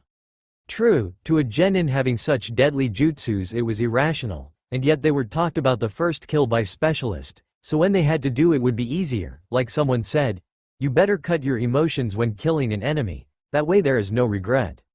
Hinata as clan heiress was given a more specialized talk, so she was able to actually detach herself of her feelings when killing, not that she had done it before, and actually hoping that Hana is her first kill. As she stared at the special dummy made to replace itself with a log whenever a jutsu was used on it, she just couldn't help but to smirk and imagine that Hana had been victim of those jutsus, her jutsus. Soon she started to meditate, her concentration broken when she hear her father scream like a girl. No, not you. Anyone but you. Hiyashi screamed as he stared at the only thing that scared the crap out of him, besides his wife's angry stare. On the main doors, along with 2 petrified branch guards, was a woman, but not any woman. She might be the only reason Naruto wears orange, that person he don't remembers, his great-grandmother. The woman was short, like one of those small elders of manga, wrinkles and gray hair tied on a single bun, a huge wooden staff on her hands, the same blue azure eyes, and dressed in a small orange kimono with a blue obi and with a leaf pattern in a light orange in the kimono. "Oh Hiyashi-kun, why don't you give me a hug?" the woman said with a creepy smile. "The hell I am. Every time I gave you a hug I ended up with a lot of pain," the Hyuga clan leader said while pointing a finger to her. "You break my heart." The elderly woman said, "Shikaku-kun, Makoto-chan and Shuza-kun all hugged me. Why my favorite adoptive child won't hug me?" she said while pouting. "You know why. Every person in this compound does," he snapped, making the woman go silent. Wham! Ouch! The Hyuga clan leader rubbed the huge bump on his head, courtesy of the small elderly woman, Hiyashi Hyuga. "You selfish bastard. Come and give me a hug or the clan council room will be pink tomorrow," she exclaimed. Hiyashi actually paled at that. Hey come on Sayuri, don't be so hasty about your pranks," the Hyuga clan head exclaimed. "Yo man, what's going on?" He heard, the dreaded nickname that only one person used on him. "Naruto," the Hyuga leader hissed in pure embarrassment. The last thing he needed was to her of all people to hear the nickname he was given to Naruto when he was forced to go to a Halloween party by his own wife, dress as a superhero, made by his wife, and with a huge yellow H in the chest area, and the cape. Man?" Sayuri asked, before her aged face broke in a grin he knew too well, the same grin Naruto had once displayed when he dyed the Uchiha compound roof in a neon pink. "Oh, so it must be Naruto-kun," Sayuri said as she advanced at where she heard the voice. Hiyashi tried to stop her, just to receive a bon on his head, again. As the clan head rubbed his head in pain, he stared in fear as Naruto crossed paths with the orange-clad elder. Both stared at each other, Naruto stiffening at the sight of her azure eyes. "Who are you?" he asked coldly. "Oh, don't be so cold with this poor elder Naruto-kun. I am free of guilt of the clan's actions," the elder said as she began to circle Naruto. Seems my gift was of your liking," she said as she tucked his pants, only to him to scowl. "Who are you?" he asked again. "Me, I'm Sayuri Uzumaki, your great-grandmother," she said as she somehow leveled herself to his height, using her cane. Naruto just narrowed his eyes at her. "I don't remember you." "You don't," Hiyashi began, because she was exiled of her clan. Yoshiru stared at Motaro. Motaro stared at Yoshiru. Both were tense, and the fact the rest of the Uzumaki clan came back of the fire capital, by orders of the daimyo, with some cloudy-like orders to bring Naruto back to the capital along with the clan. "You wish to ask me something, Motaro-san?" "Yes, Yoshiru-sama. What do you know of the outcast?" Motaro said. "It depends. What outcast you refer?" That caught Motaro by surprise. "Yes, our clan has 2 outcasts, Naruto and Sayuri." Motaro eyes widened. "Sagacious Lily?" "Yes, Sagacious Lily, my aunt," Yoshiru said. "Of both? I want information of both," Motaro exclaimed. The sheer curiosity to know who were Naruto and Sayuri and why they were casted away on his top priorities. "Sayuri Uzumaki, the Sagacious Lily," Yoshiru began, staring at Motaro straight in the eyes. "She is the youngest of 3 girls born during the mid-rule of the Shodai Hokage, Hashirama Senju. My mother's sister, the youngest, and by far the most gifted of them all," he began. "My aunt, she was a true shinobi, loyal to the Hokage and only him," She had gone to Konoha as a liaison to the Hokage to our clan.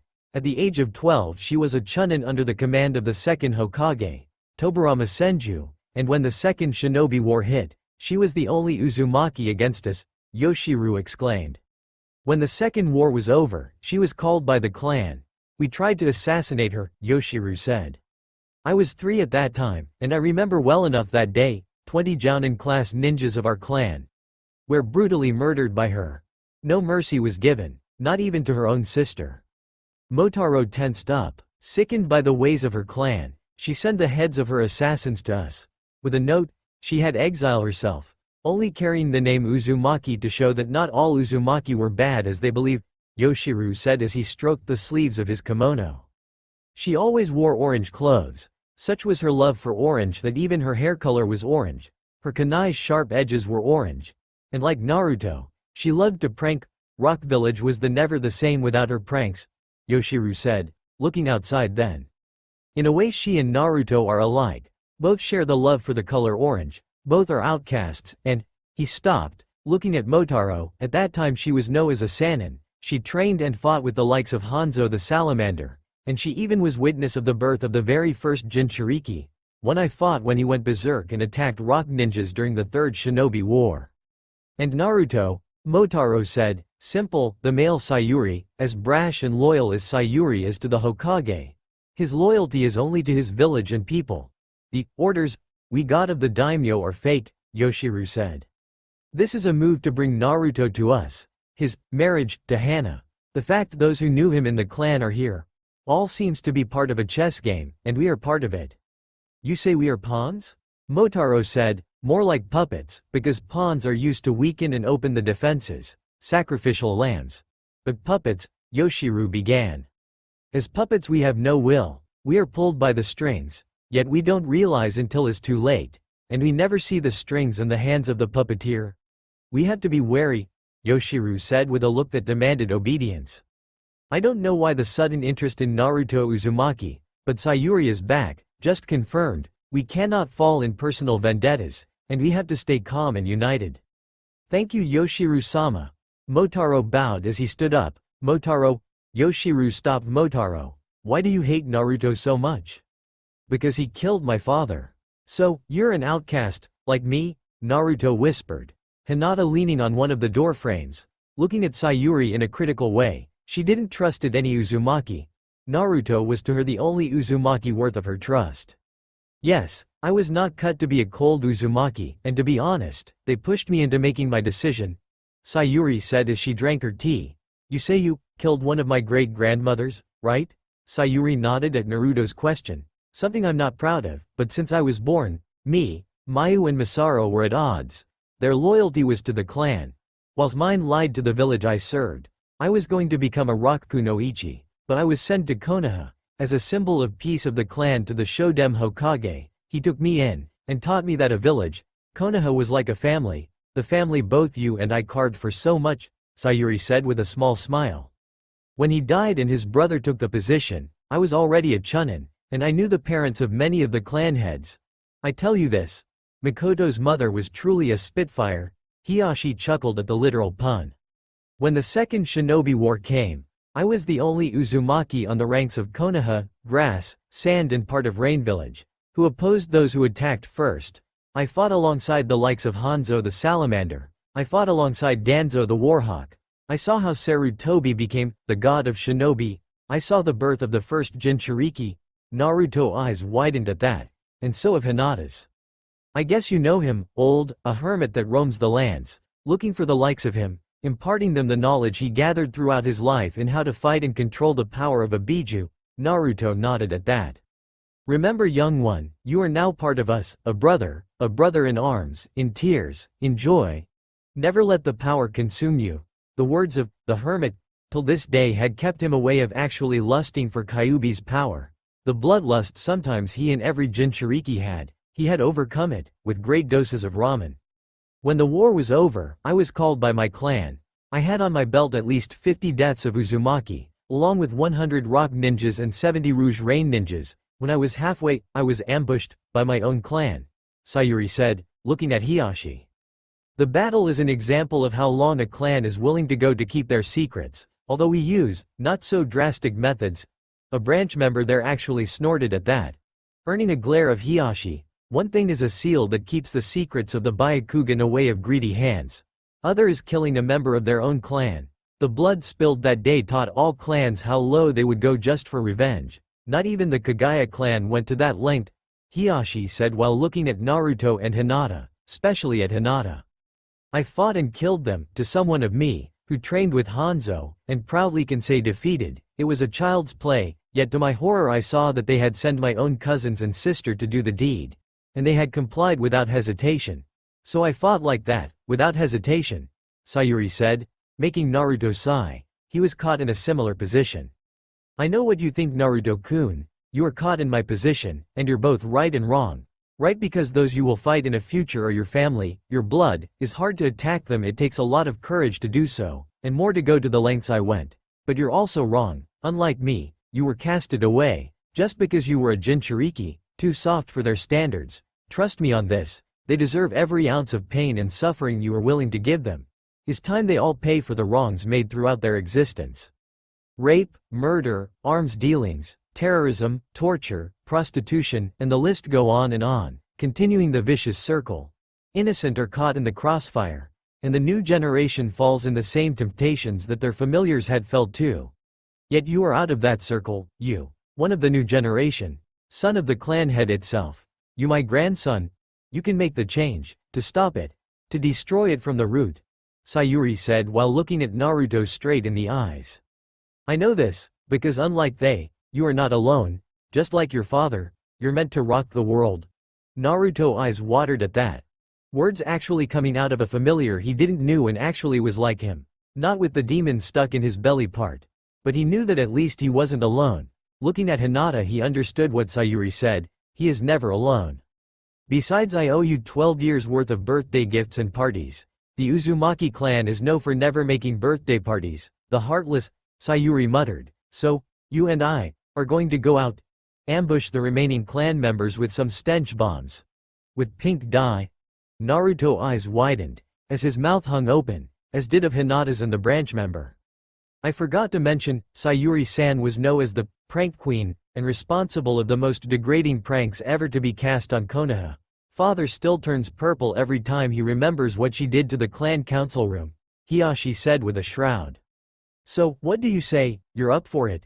If possible. The Hyuga present actually felt a chill run to their spines when they saw the twin grin of Sayuri and Naruto. I'll bring the dye, I still got pink neon stashed on my stuff.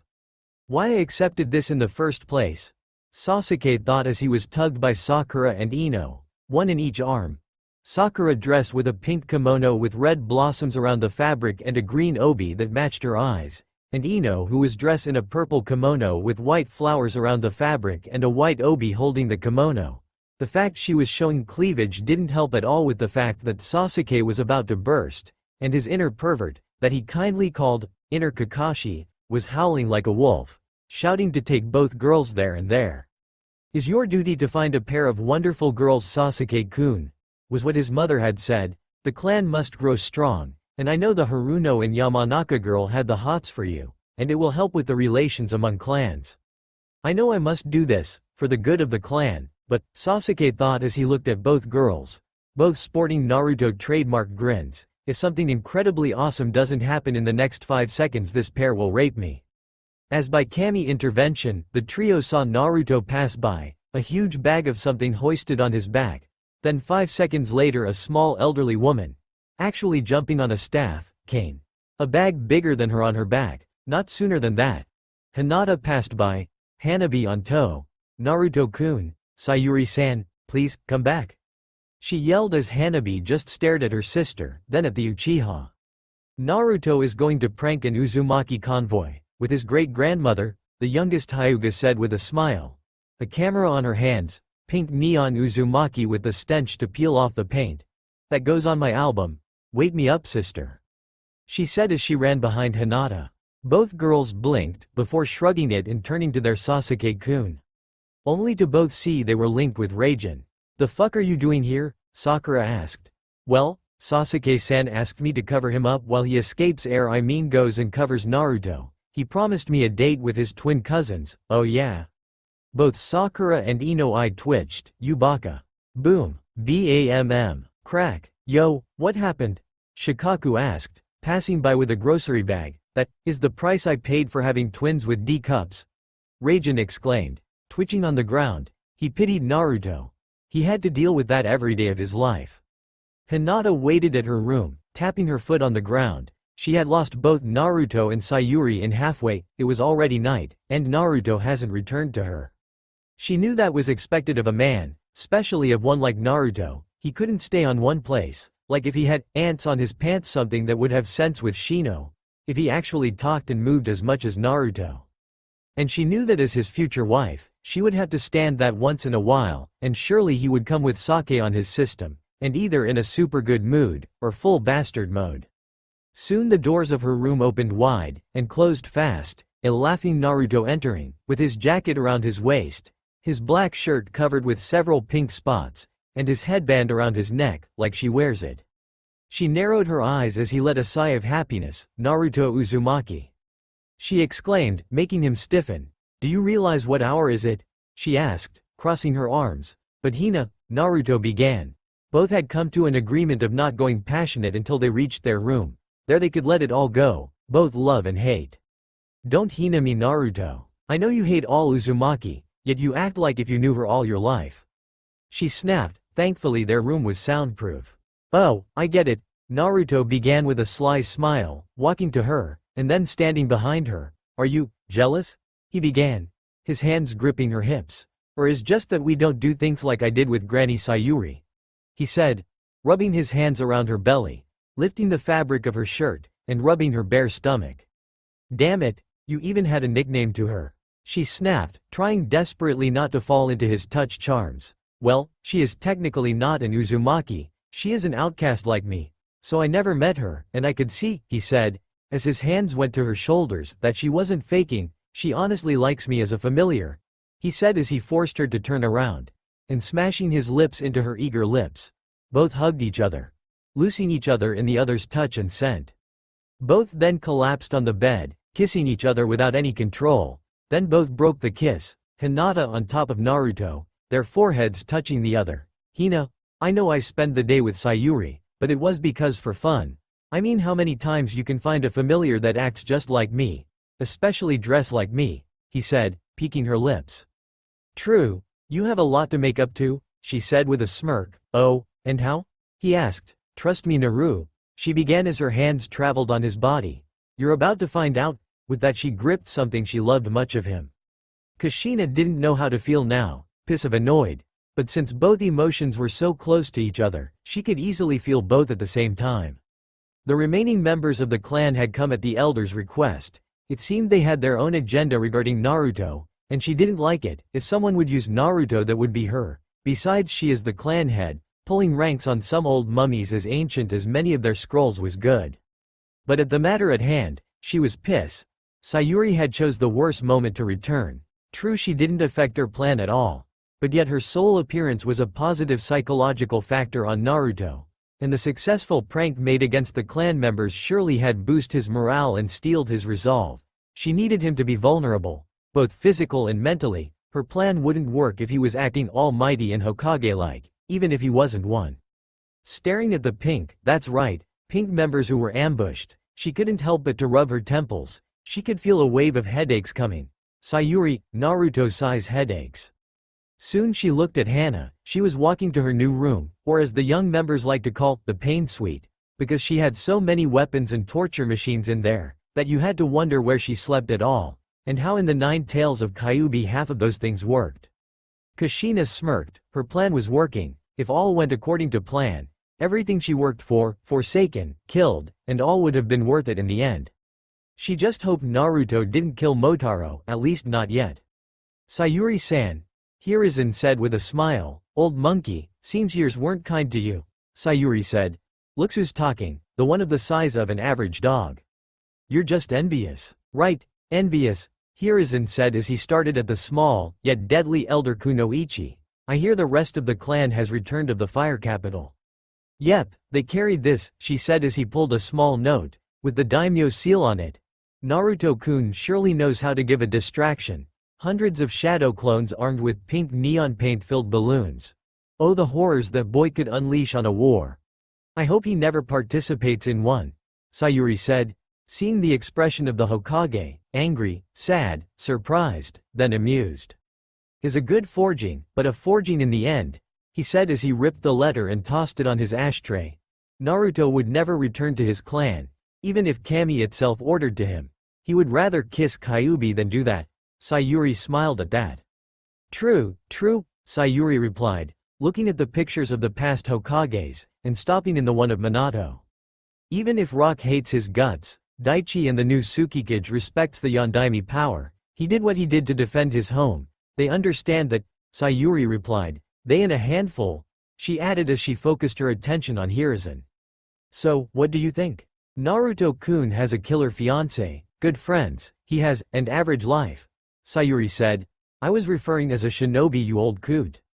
Oh, that. He has an astonishing affinity to wind elemental. He is agile like a fox. Not to mention has a killer aim and makes plans in the place.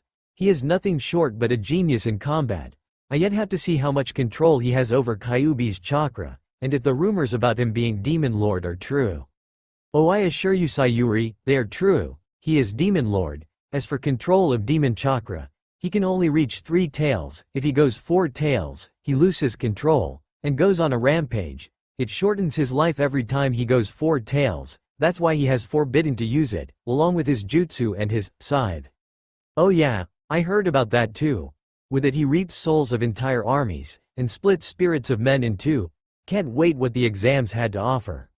Oh, trust me, Sayuri, these exams are going to blow your head. Word, Hiruzen said, taking some sort of loose stance and crossing his arms in a crazy way. You know that if Killer Bee sees you acting like that, he will start rapping without any mercy. The day of the exams. The 12 had gathered on the same spot, inside the room where they were told to go, only to be nearly chocked by the sheer amount of people on the room. Fuck. Kakashi-sensei wasn't joking when he said these exams would be full. Naruto shouted, damn it, I think someone is groping me. Neji hissed, only to receive a spank. Motherfucker, he exclaimed, never using his Byakugan for seeing who was doing that, and never noticing the blissful look on Tenten's face. And what the fuck you complain, Ice Cube? You are being groped by a girl, I'm being sandwiched by 2 guys. Kiba exclaimed, all looking at him, and the 2 grass ninjas who were in fact sandwiched him. There was no more space, one of the grass ninjas exclaimed. In any case, it seems competition will be severe, Shino exclaimed, somehow tilting his shades back in place, and looking at Gaara. He is a Jinchuriki, Ino exclaimed. How do you know? You got into his mind? Naruto asked. Not since the bee incident, his tailed beast actually wanted me to take it with me. Besides, that guy has marks like you, Ino commented. Care to enlighten me? I am a little rusty in the Biju zoology. Sigh, troublesome blonde, Shikamaru began. Yugito has the cat-like eyes. Daichi has whisker-like marks like you. Killer Bee has horn-like marks on his left cheekbone. Rina and Chinatsu have weird eye colors only akin to their beast's eye colors, and you have whisker marks too. Gaara has the rings around his eyelids, Shikamaru said. Oh, never noticed them, Naruto said, making Shikamaru sigh, and how you can't notice them. You got to see yourself in the mirror every day. Sakura exclaimed, well, I got a fox on my belly, one who found a hobby in making pervert dreams and adding it to Hinata-chan's mind. He began. So it was him all along. Does that 9-assed fucker has the slightest idea on how many orgasms I had on one single dream?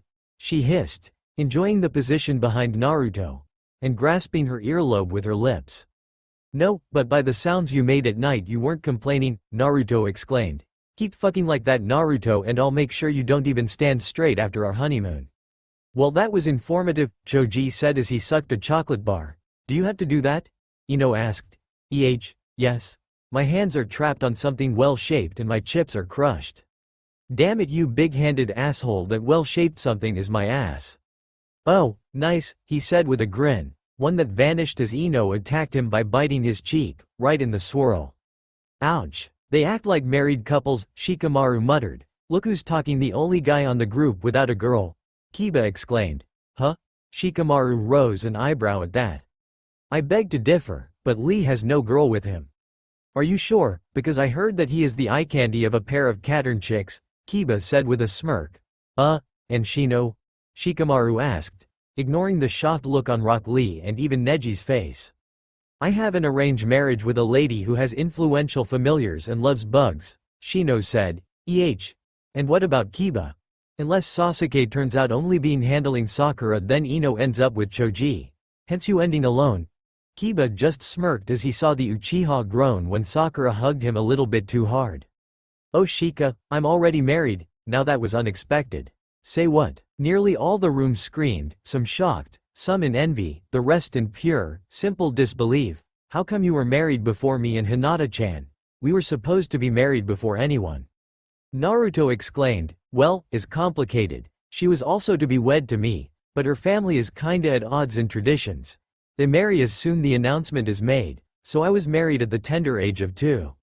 And here to think my clan was fuck up in those terms, Naruto exclaimed, enjoying the growls of the 9 Uzumaki in the room. Well, not exactly and fairy tale, but she cooks well, and well, Kiba blushed at that. Well, spit it out. Ino exclaimed, she is kinda old. Old? Shino asked. Old as a teenager or old as a walking mummy? Sasuke asked. Old as a teenager, you uber emo. Kiba snapped, somehow moving his hands, and pulling a picture, one he showed to all, including to those who were just listening. Son of a bitch. Holy mother of mercy, look at those. Lucky bastard. He must sleep well on those pillows. Look at that face, is an angel. Bastard, that's Haku. That one came of Sakura, Naruto and Sasuke. You know Haku-chan? He asked, looking at the picture of his snow angel, as he dubbed her. Of course we know her. In first she turned us in pincushions, especially me. Second she was Zabuza apprentice, so she could kill you, a la Zabuza, and third, I know those weren't there when Sasuke and I fought her, and as a she. Well Haku told me, is a fucking dude. Naruto exclaimed, pointing at Kiba. Oh, I can tell, ya Naruto, is definitely a she. Kiba exclaimed proudly. Motherfucker asshole, he got to home. This village is so fuck up. Genin get laid before killing? Where I can get citizenship, this place is heaven. You screw her. Sasuke, Naruto and Sakura screamed again. Well duh. I need an heir, and as in Izuka thing. My mom is young as Kakashi-sensei, I think, Kiba said. I still wonder how she hide those. Naruto wondered out loud, not noticing the menacing aura around him. I mean you can't just wrap 2 F-cups like that, he said. F-cups? Damn dog bastard. You are one lucky sob. All stopped in the room as an explosion filled the front of the classroom, and Sasuke froze on spot. No, not him. Anyone but him. He exclaimed with a pale look on his face. That's right homies. Raise your hands for your man. The voice said in the smokescreen. Oh yeah, now this exam's got interesting. Gimme a hell yeah. Naruto exclaimed. Hell yeah homie. The hottest thing since peeping has arrived. The voice exclaimed as the smoke cleared. In the place stood a man with dark skin, muscular, dress all in white, a white scarf hanging around, behind him 7 katana hilts, gray pants, a tattoo with the kanji, steel, on his right arm, a strange horn-like crest etched on his left bone cheek, dark shades, with the headband of Cloud Village, pale yellow hair tied in several dreads and held in a ponytail, and making a pose. Here I am people, the first examiner of this exam yo. The dark-skinned man said. All the Cloud Genin just slapped their foreheads. Yo Killer Bee's on da house. Naruto exclaimed. That's right homie. I'm Killer Bee, I'll fuck you all dog. Killer Bee exclaimed, crossing his arms on a way. Word. Naruto said as he assumed a stance similar to Killer Bee's. You realize he is the first examiner, right? Shino said. Oh come on, if we can pass him, then we can pass anyone. Besides he is the only jounin I know that raps and makes flashy entrances, Naruto exclaimed. Poor bastard never thought of Anko and what she had planned. Okay people get ready because I'm about to cut in half this place. With that, Killer Bee drew a sword. They're all the Cloud Ninjas. Sasuke and Naruto paled. The Uzumaki compound, newly rebuilt and empty, a perfect place to spying and setting traps, that's what Orochimaru thinks anyway. As he moved with the grace and stealth that only someone as close to cage-level ninja can move, He saw in utter amazement the training grounds, full of something green. It reminds me of that thing Anko made in my lab. As he saw the green glob. Something lay on the ground. Maybe a snot jutsu, or a prank of Sayuri. In any case he wasn't going to stay and find out. Biting his thumb he formed hand seals at a flashing speed. Summoning jutsu, he exclaimed, slamming his hand on a tree branch, and a small poof of some later a small ringed snake showed up. You called master? The snake asked. Yeah, do some exploring, focus on the basement, and when you are done there dispel. Understand? The snake nodded, slithering of the tree, and advancing towards the ground, into the compound. Orochimaru for his part just narrowed his eyes. All the information was incomplete. Kushina seemed to have a plan, but so did the council. All had something in common though, Naruto. He had no idea what they were planning, but it involved Naruto. Kushina seemed more interested in him, and the elders seemed to wait for something, anything, a sign perhaps. Closing his eyes in contemplation, Orochimaru left the compound. The small snake was the best he had for gathering information, and he knew she would not fail her objective. Boom. Ah, my leg. How the hell the Hokage agreed on the destruction of the academy in this way? Sasuke asked, dodging what it seemed a brown-like hand made of chakra. I can't feel my arms. How the fuck I'm supposed to know? I'm just a genin. Neji snapped, rolling away of what seemed a hail of kunais that sailed right above him and nearly lodged on his skull. My god, I can see my insides. Damn it, trough the stairs. Shikamaru screamed, him and a handful of genin of various villages running away of a rampaging killer bee, who was on full eight-tailed mode, right behind the few ninjas who had made it of his initial rampage. As the genin turned around, they saw two kunoichi stop when a rock ninja twisted his ankle, just to the trio to be rammed by a huge chakra hand towards the wall. Kami mighty. Of all the proctors, no, we have to get the one who loves to ram people into walls. A cloud ninja said while walking onto the walls, just to another chakra hand to catch him, and send him away onto a window. Holy shit, I didn't know Jinchuriki were this violent? Tomoko snapped as her blue eyes stared at the hole where Killer Bee had rammed the two kunoichi and rock ninja. Don't stare, bitch, run. Naruto snapped as he pushed her away, he dragging Sakura and Sasuke by the hands, to the round table. He shouted. Not a second later the stairs seemed to get hotter. Several genin jumping and leaping to colder grounds, just to fall in Killer Bee chakra limbs, and then being slammed onto the walls. For fuck's sake, this guy is insane. Choji said as he dodged by sheer luck one of Killer Bee's swords, but in the process losing his headband. Tell me about it, Ino exclaimed, pulling an explosive kunai out of her pouch. The hell, I'm going to wait one of his hands go and grope me, she exclaimed as she threw the kunai to the wall of the stairs. This one exploding and taking the wall and the stairs with it. Come on, move, Tenten exclaimed, pointing to several ninjas to move it or lose it. Some followed, some weren't as lucky as the floor gave in. Chakra hands coming out and slamming them onto the ceiling. Damn it, of all the people we had to get as proctor, he had to be the one, Sasuke said, dashing with Naruto and Sakura on a haul, just to say halt to collapse and block their way. That fucker is going to either crush us or guide us to him. Kiba exclaimed, Hinata, use your Byakugan, he exclaimed, Akamaru trembling on his coat. I can't, if I use it I might go blind with the thickness of his chakra cloak. Damn it, we are fuck up. Relax, Kiba. There are still roads we can follow, Shino exclaimed. Are you on crack or what? That guy is guiding us to him. He is going to kill us, to eat us. The fuck, I will do that, yo. Holy shit, he is here, make a run for it. Kiba exclaimed. Right now only the Konoha had 12. The three teams of the Uzumaki clan, the Sand team and a Lucky Rain team had made it of the bunch who got caught in the initial blast and sudden rampage of Killer Bee during their crowed stay in the room. It was the perfect ambush, not to mention the panic etched in the genin after feeling the thick killer intent of Killer Bee.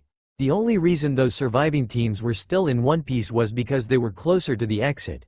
They had more experience while massive killer intents, and well, there was a freaking wall of people between them and Killer Bee. We better keep going. If I remember well, there is a bifurcation on the upcoming hall. Both have exits, we can make it outside. Lee exclaimed. He is right, now move. Neji exclaimed, leading the charge. This is pointless. Gaara exclaimed, walking slowly, maybe to you, but I will not get caught by those hands, move it, Gaara. Tamari ordered, for once her anger in control of her fear, because she had snapped at Gaara, Tamari shut. No, you shut up and move. She snapped, now fully in sister bitch mode, a mode Gaara even feared. Nodding slowly, the sand user walked away, his sand covering him of any debris. As the teams ran, the screams of agony and mercy of other teams filled their ears. My arm, my arm. Cammy save us. My hands, he took my hands. I can't see. Mommy. Stand and fight. Stand and a.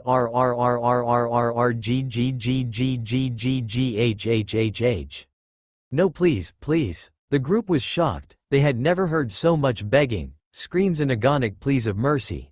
And soon they arrived to the bifurcation Lee spoke of, only to see in fear when the roof there collapsed, closing their exits. No, Haruka exclaimed in fear. Now they were trapped, and in complete silence. It is over? Motaro asked, looking upwards. We can go here? Sasuke pointed. All staring at the classroom there. A classroom? Are you fucked up, Uchiha? Kiba asked. He is right, there are windows. The debris are too big to any jutsu to have effect, and I fear the structure is weak. Any jutsu might cause it to collapse on top of us, Shino pointed out, looking at the doors of the classroom. Shino is right, we better get in, Sakura spoke, looking at the doors and preparing herself to open them. Wait, Sakura-san, Lee said. Allow me to do so, maybe there is a trap behind, he said. When he was about to open them he turned, and saw the group far of him. At least stand with me in this. He pointed as he opened the doors, just to be shocked, like the rest. Orochimaru tapped impatiently the floor, his snake-like eyes darting left and right, following the group of shinobi and civilians that came and go, some nodding to his presence, others calling him Orochimaru-sama, because of his status as one of the 3 legendary Sannin. What are you doing, hubby-chan? Ga? It was a first for many. Orochimaru, the man without fear and skin coloration, had jumped out of his skin at the voice on his right, one belonging to the one of Sayuri. Sayuri, for Kami's sake please don't do that again, Orochimaru said in a tone that said one thing, fear, utter fear on the woman itself. Oh please hubby-chan. Is not fun at all, just walk in and say hi to a person. Besides, this is the shinobi way of saying hi. Shinobi? Way? My ass woman. That's maybe the way that brat you call great-grandchildren would use. The snake Sannin snapped. She's, your sense of humor is of a corpse, Sayuri said as she motioned the snake Sannin to follow her inside the dango shop he and Anko used to frequent, especially Anko. As they seated and Sayuri ordered some dango, Orochimaru noted something on her sleeve, something with eyes. What's my snake doing on your sleeve, Sayuri-san? He asked, as on quote the same snake he had summoned to spy the compound slithered out of her sleeve. Oh her. I found her wandering out in the compound. Guess I wasn't the only one getting some advantage of the lack of Uzumaki inside their own home, Sayuri said with a smirk. Run that to me again? You were also inside? Doing what? Orochimaru asked. Simple, like Sarutobi, I also have my doubts about why the clan returned. I was going to come back here, to spend some time, getting to know my grandchildren and how the rest were doing. I crossed them by mere luck, and when I saw them heading back to Konoha it came to me something. Why they would return, and more with mind-controlling seals. Mind seals? I thought there were no more of those, and only Konoha had the last mind-controlling scroll, Orochimaru asked. It is true, but I heard that the daimyo had those scrolls hidden deep in the vault of the palace itself, guarded by several high-suppression chakra seals and with a high concentration of carbon dioxide. No shinobi could pass that and held its breath at the same time. Those traps are designed to work for an hour. No shinobi alive can hold its breath that long, Sayuri said with a serious expression. I know that, but what you told me has no sense at all. Why they would have those scrolls, when is know that those scrolls belong to the daimyo itself, Orochimaru reasoned. That's exactly what I though, so when Naruto and I ended our little ambush on them, and I snatched a fake letter of the daimyo saying that Naruto should go back to his clan, I grew suspicious, so I decided to investigate. You're going to love what I found on their attic, Sayuri said. Master. I found something interesting in their basement, she snake hissed. Something tells me those two things are something a part of a different plan, but with the same objective, Orochimaru said with a serious frown. Naruto? Sayuri said seriously. Yes, tell me what you found, Sayuri. The hell are you doing here? Kiba said as he stared at his worst enemy yet, his natural enemy of course, Yugito ni, me? Well, I'm the second proctor of the elimination exams, of course, dogboy, Yugito said with a single arched eyebrow, looking at the dog user with a mental smirk. What do you mean the second elimination? Motaro asked. These exams hosted the greatest number of genin ever to be recorded in the exams. On all the villages, elimination matches were made to weed the excess of shinobi on each village, number of completed missions, ranks of such missions, and of course the time of activity of such teams, among others, were decisive factors to select those who would come and participate. Yugito began, staring at the gathered shinobi that slowly were growing in ranks, those who limped, dragged themselves out of Killer Bee Rampage, the lucky ones. And what happened now was also a test to weed the excess of the excess. There was a huge amount of rain ninjas, along with Konoha ninjas, so some serious weeding was needed. To all here, I congratulate you for passing both tests, she said with a smile. Whoa, what was your test? Naruto asked, looking at the girl who was the fourth oldest Jinchuriki in existence, just that no one dares to tell her that. Simple Foxy, Yugito said, using her favorite nickname for Naruto, who scowled at that. The first test was to survive Killer Bee Rampage.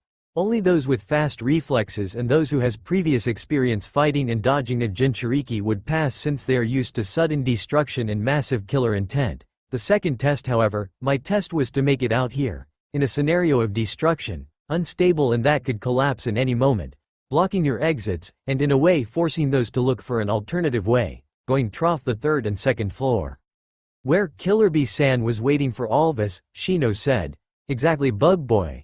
This maneuver is used mostly on missions that require to pin and guide a target to you rather than you go to him.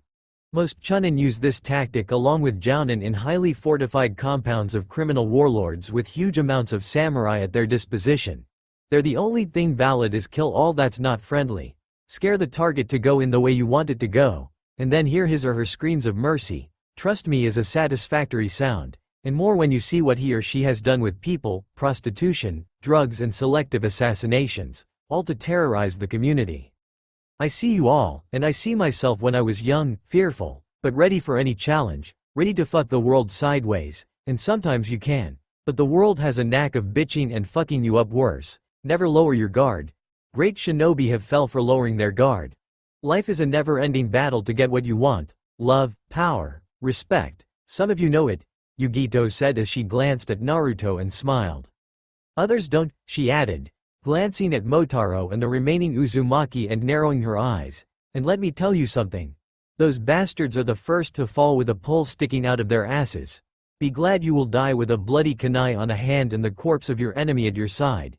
A most decent and appropriate death to a shinobi than the one of a humiliating and lonely demise, she added with a smirk, making many wonder of her sanity. Although in their line of job, sanity is relative. Just look a guy, he looks sane, for a blind person. Before you all leave to the next portion, I must warn you this. No one can go to aid those caught by Killer Bee. I'll be here watching. And there are Enbu around to keep funny people pulling stupid stuff. Second, there will be teams that will come after you. If in half an hour, they don't show they're disqualified, Yugito said seriously while looking at the surprised ninjas. Now you must go to the adjacent room. There in half an hour the proctor of the first portion of the exams will begin. Good luck to you all, Yugito said as the ninja began to leave. Ninjas who were hurt, of grass, mist, rain, rock, cloud and leaf began to leave to the room that was connected to the room they were by a door. Only the Konoha team remained, along with Motaro, Hana and Aiko, the Sand team and a last pair of teams, one of Mist Village and other of Waterfall Village. Rina-chan? Akira-san? Naruto questioned as he stared at the two people on both teams who weren't dressed in one-piece jumpsuits of different colors. The boy of Mist was dressed on a black robe that made it to his thighs, along with a one-piece mesh suit that made it to his knees and elbows. A heavy-looking scarf covered his neck. A mop of sand-colored hair decorated and outstand the purple to magenta eyes. His face sported a single diagonal scar on his left side of his face, and a long black staff with a slight hook design on one end along with a green fully bloomed flower stayed behind his back. The metal plate of his headband tied to the robe, right where his stomach is. The girl of Waterfall Village was dressed in a white midriff sleeveless shirt with a mesh end that made it to her waist. Two red straps in a X pattern crossed around her chest holding the massive red scroll behind her back. Long white arm warmers decorated her arms, and the headband of Waterfall Village tied around her right bicep. A short white miniskirt complemented her clothes, along with the nearly thigh-high boot-like sandals that had also a mesh section covering the rest of her exposed legs. The girl had slightly dark skin with a toned complexion, short aquamarine-like hair that had a single red hairpin in it, along with the orange-colored eyes. "Well, if it is my favorite jailer of Konoha," the girl of Waterfall said as she in a blink was in front of Naruto, giving him a death-like hug, while the male mist ninja just stared blankly, before turning to Sasuke and Sakura. "I heard your team engaged in a fight with Zabuza, a former ninja of my village, am I correct?" "Yes, Akira-san, we were indeed," Sakura said. "On behalf of the new Gondem Mizukage, I Akira of Kirigakure no Sato thank your team for stopping such dangerous ninja. I heard he also had an apprentice, one that is not a mist ninja. Tell me, did he died?" Akira asked with a slight smirk and adding emphasis on the he. "Yeah, he died alongside Zabuza. The sword of Zabuza is a grave mark for his tomb on the land of waves," Sasuke said, making Akira sigh. "Good to know," was all Akira said as he bowed. "Of all the Jinchuriki I have ever met, he is the most polite," Tenten began, overlooking a blue Naruto still on the death hug of the waterfall ninja, and Hinata trying to pry Naruto of the girl's arm, and the one with less eccentricities. She added, "Oh, you forgot the only word we can tell in his presence, or directed to him." Neji asked to his female teammate, who shuddered at the memory, "Of you mean ass?" "No." Neji and Tenten stopped Lee of saying the only word that would set Akira on a rampage, quickly gagging the green-clad ninja. Both ninjas smiled nervously when Akira turned to them, before dragging the struggling and gagged Lee away to the next room, bowing at Yugito, especially Tenten, and leaving. Soon Akira came in front of Naruto and the waterfall Kunoichi, who was now hugging Hinata instead. "Hello Naruto-san, Rina-san," Akira said with a slight smile. "Rina." The newly identified waterfall Kunoichi dropped Hinata and hugged both Jinchuriki tightly. "Akira-kun. Naruto-kun, I missed you so much," she said as she twirled them around like rag dolls. "I think I see the light," Naruto said. My spine, my beautiful spine," Akira hissed. As soon they said that, Rina dropped them, her hands on her hips. "You two never send cards, letters, not even a photo, that's so rude of you two. And here I thought we had something special," she said, wiping an imaginary tear, making all sweat drop. Well, all but Motaro, Hana and Aiko. Rina, 14 years old, Genin Kunoichi of Waterfall Village, container of the seven-tailed wolf. This is her second exam. She failed the first when she accidentally killed the proctor when he spanked her, one of the Jinchuriki 9. In combat she uses her scroll to summon waves and waves of chakra-enhanced weapons imbued with her special blizzard element. Uses also ice-based jutsus and her taijutsu is above great. Motaro played the information his mother had gathered for him, Hana and Aiko. Akira, 14 years old, Genin of Mist Village, container of the three-tailed turtle. This is his first time on the exams. He is by far the less eccentric, homicidal of flashy-dressed member of the Jinchuriki 9. In combat he favors a staff with a hook that is imbued with his demon chakra to cleavage his opponents even with the blunt ends. Some say the flower in the staff is in fact result of the demon chakra. Her also uses water-based jutsus as all mist ninjas. Motaro narrowed his eyes then at Naruto.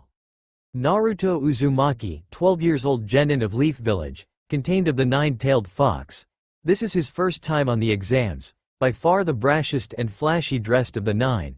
He contains also the greatest reserves of the 9 and has the less patience of them. In combat he favors the use of clones to overwhelm his opponent into submission. Also it is known he has several wind-like jutsus and several more self-created in his arsenal, along with an unknown weapon that is believed to be the Yondaime Hokage prized tri-pronged kunai, the youngest of the 9. "Acquire the kunai, Aiko," Hana commanded. The girl nodded with a nervous nod, and stared to advance at Naruto, just to stop when she saw the red-head sand ninja approach. Jinchuriki.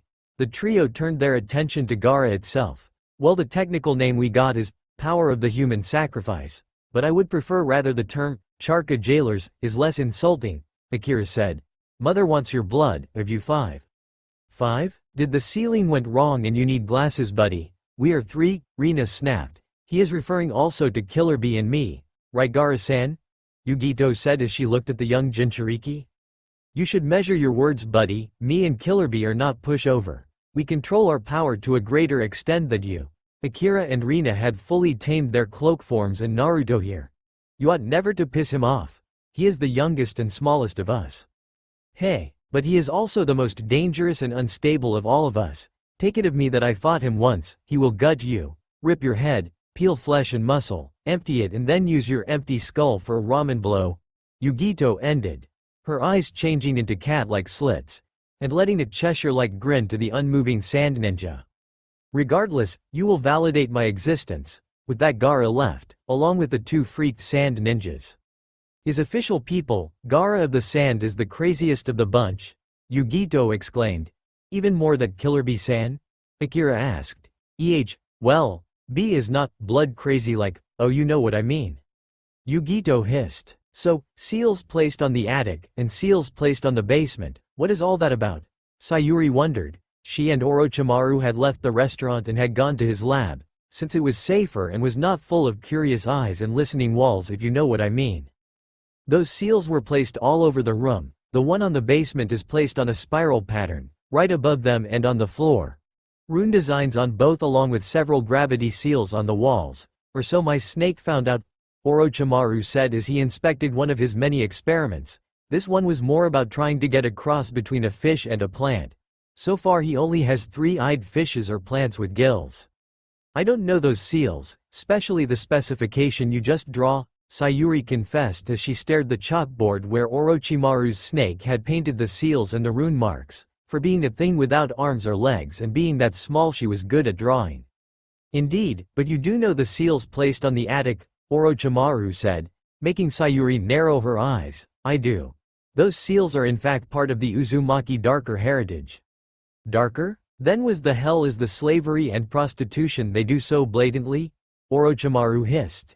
Initiation for both main and secondary families members such as children of the age of 8 above, she added.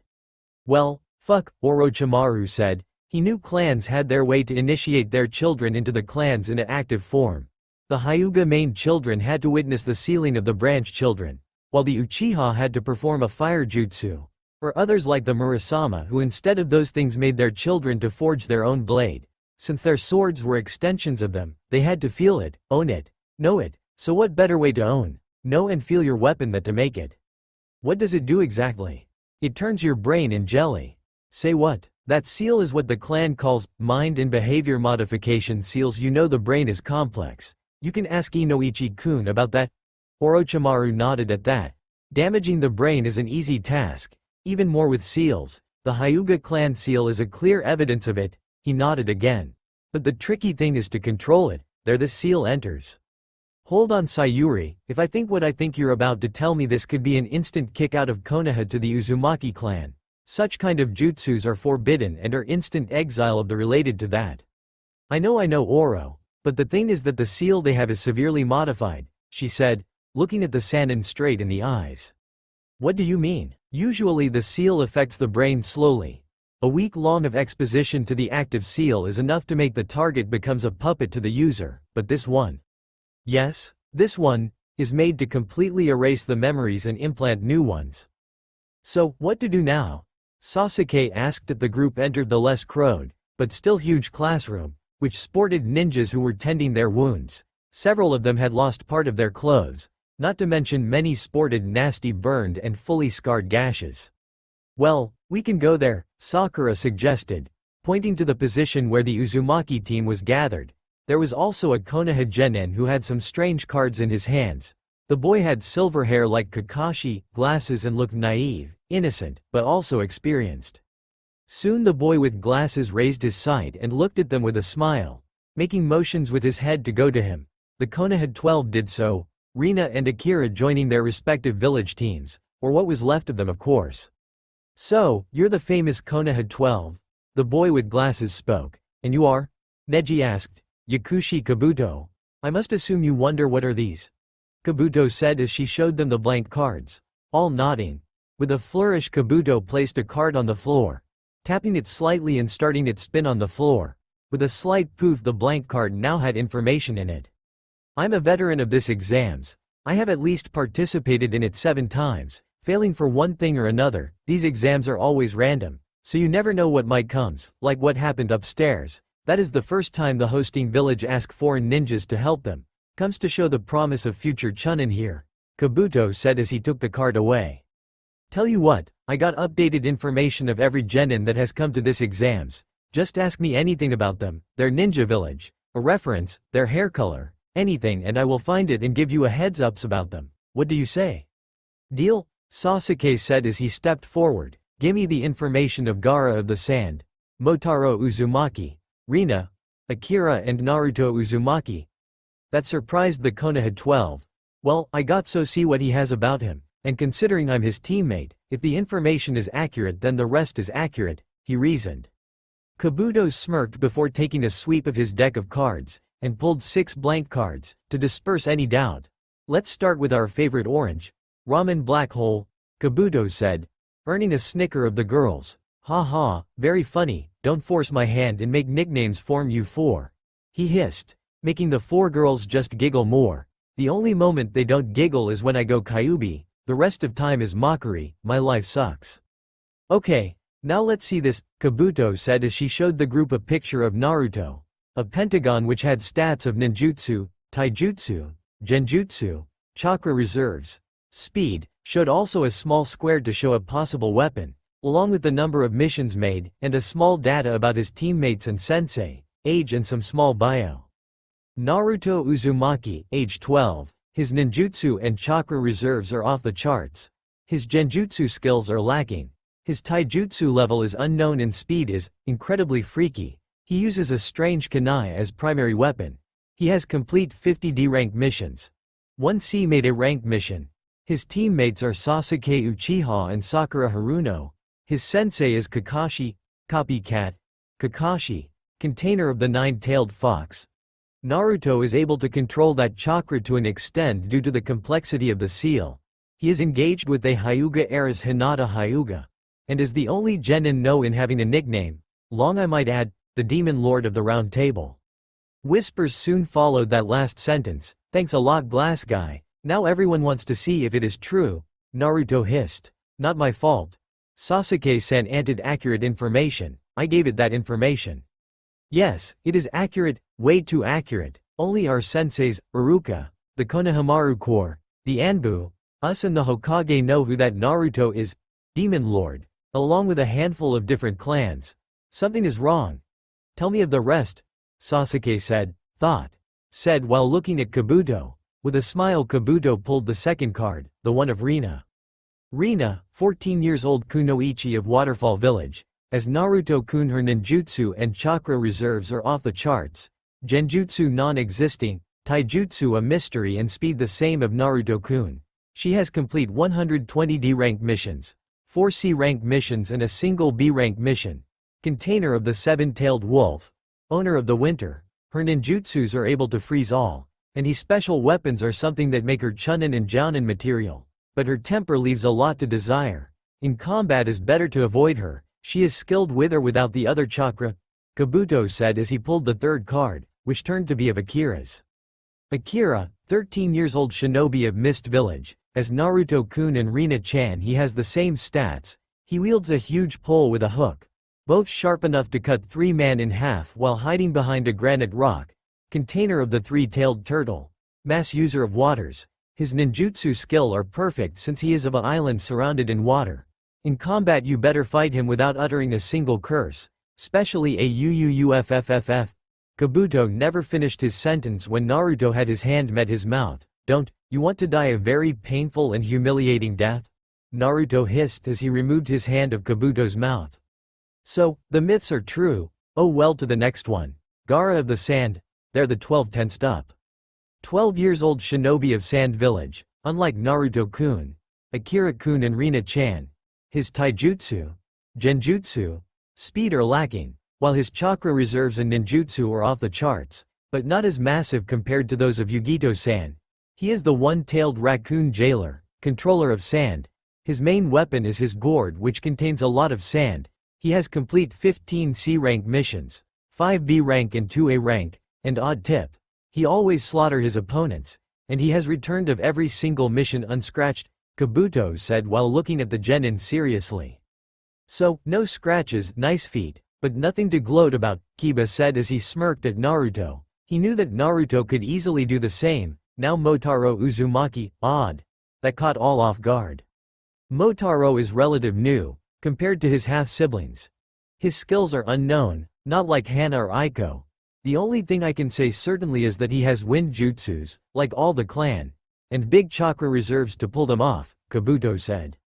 Comes to show you how superior I truly am, Motaro stated with a smirk. Whatever you say, Naruto said while diminishing the Uzumaki male, who sneered at him.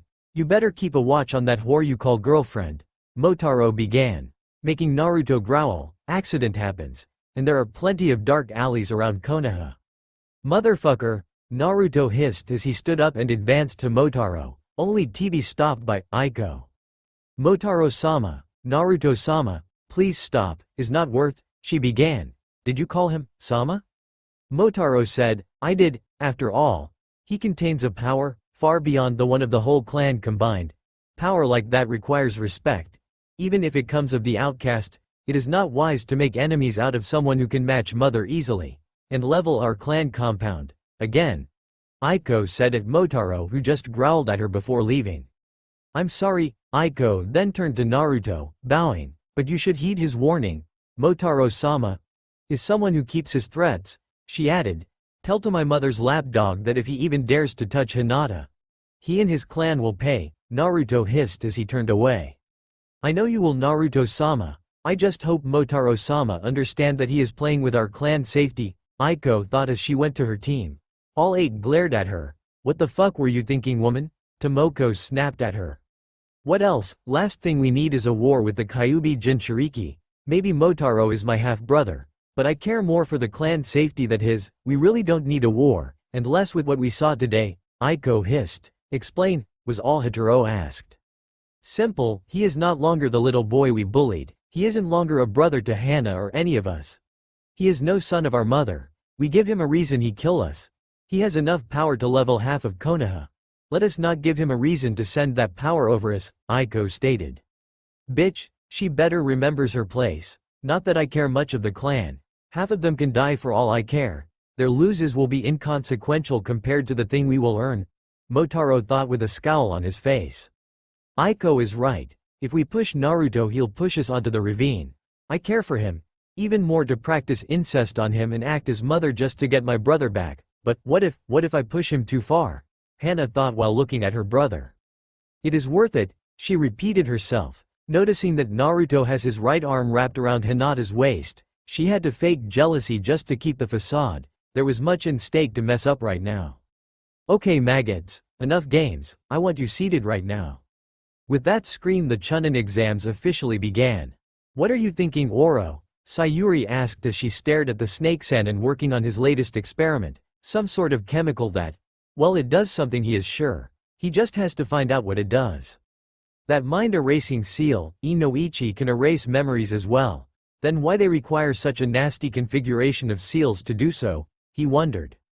I am at a loss as well, but what I wonder is not that, but rather what happened to the clan. I mean the compound is pretty much deserted, including the fridge, Sayuri said, making Orochimaru stop altogether. Empty?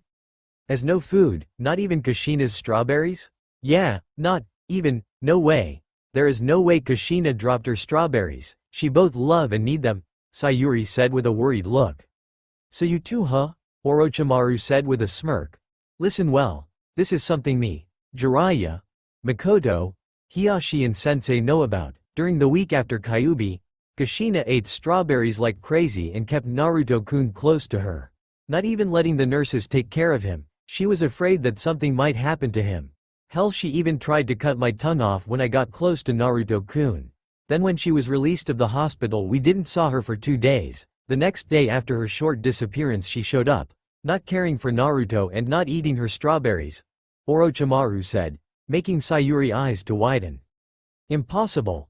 Kushina suffered of a pain that needed constant consumption of strawberries to ease the pain since the strawberries has the perfect measure of enzymes, sugars and proteins to ease the pain, but she had to eat them almost hourly, Or so that's what Tsunade-chan told me in her very last visit to Konoha on Kushina request.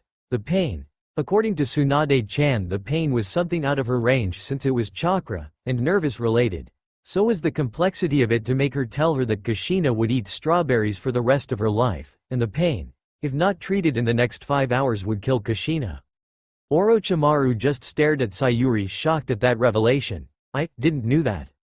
No one did, I found by mere coincidence. I think only Tsunade and Minato knew, but kept it as a secret, Sayuri said as she stared at the snake-san, and oddly, this new revelation might help us on our theory. He said, more like mussing. Come again, Oro.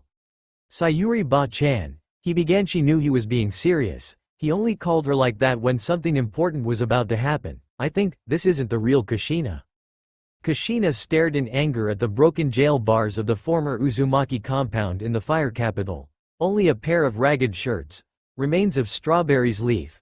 2 guards with their necks twisted 180, and a third with his own spear impaled on his head was the scene she was received, along with the elders. Yoshiru stared also, more wondering what was contained in their jails. He never knew who it was inside. I should have killed her when I had the chance, Kushina hissed. If you did, then all would be lost. An elder said. Who the fuck was contained here, Kushina?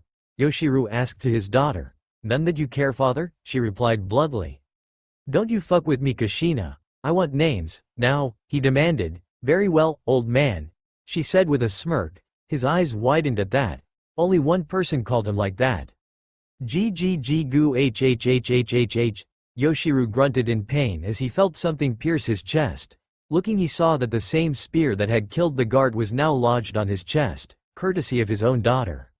Why, you're not Kushina, he hissed as blood poured of his mouth. Very perceptive old man, Kushina said as she pulled the spear out, just to lodge it again, this time in his heart.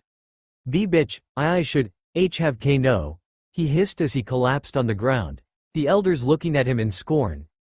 I hope, kill, you, all, including, you, Junko?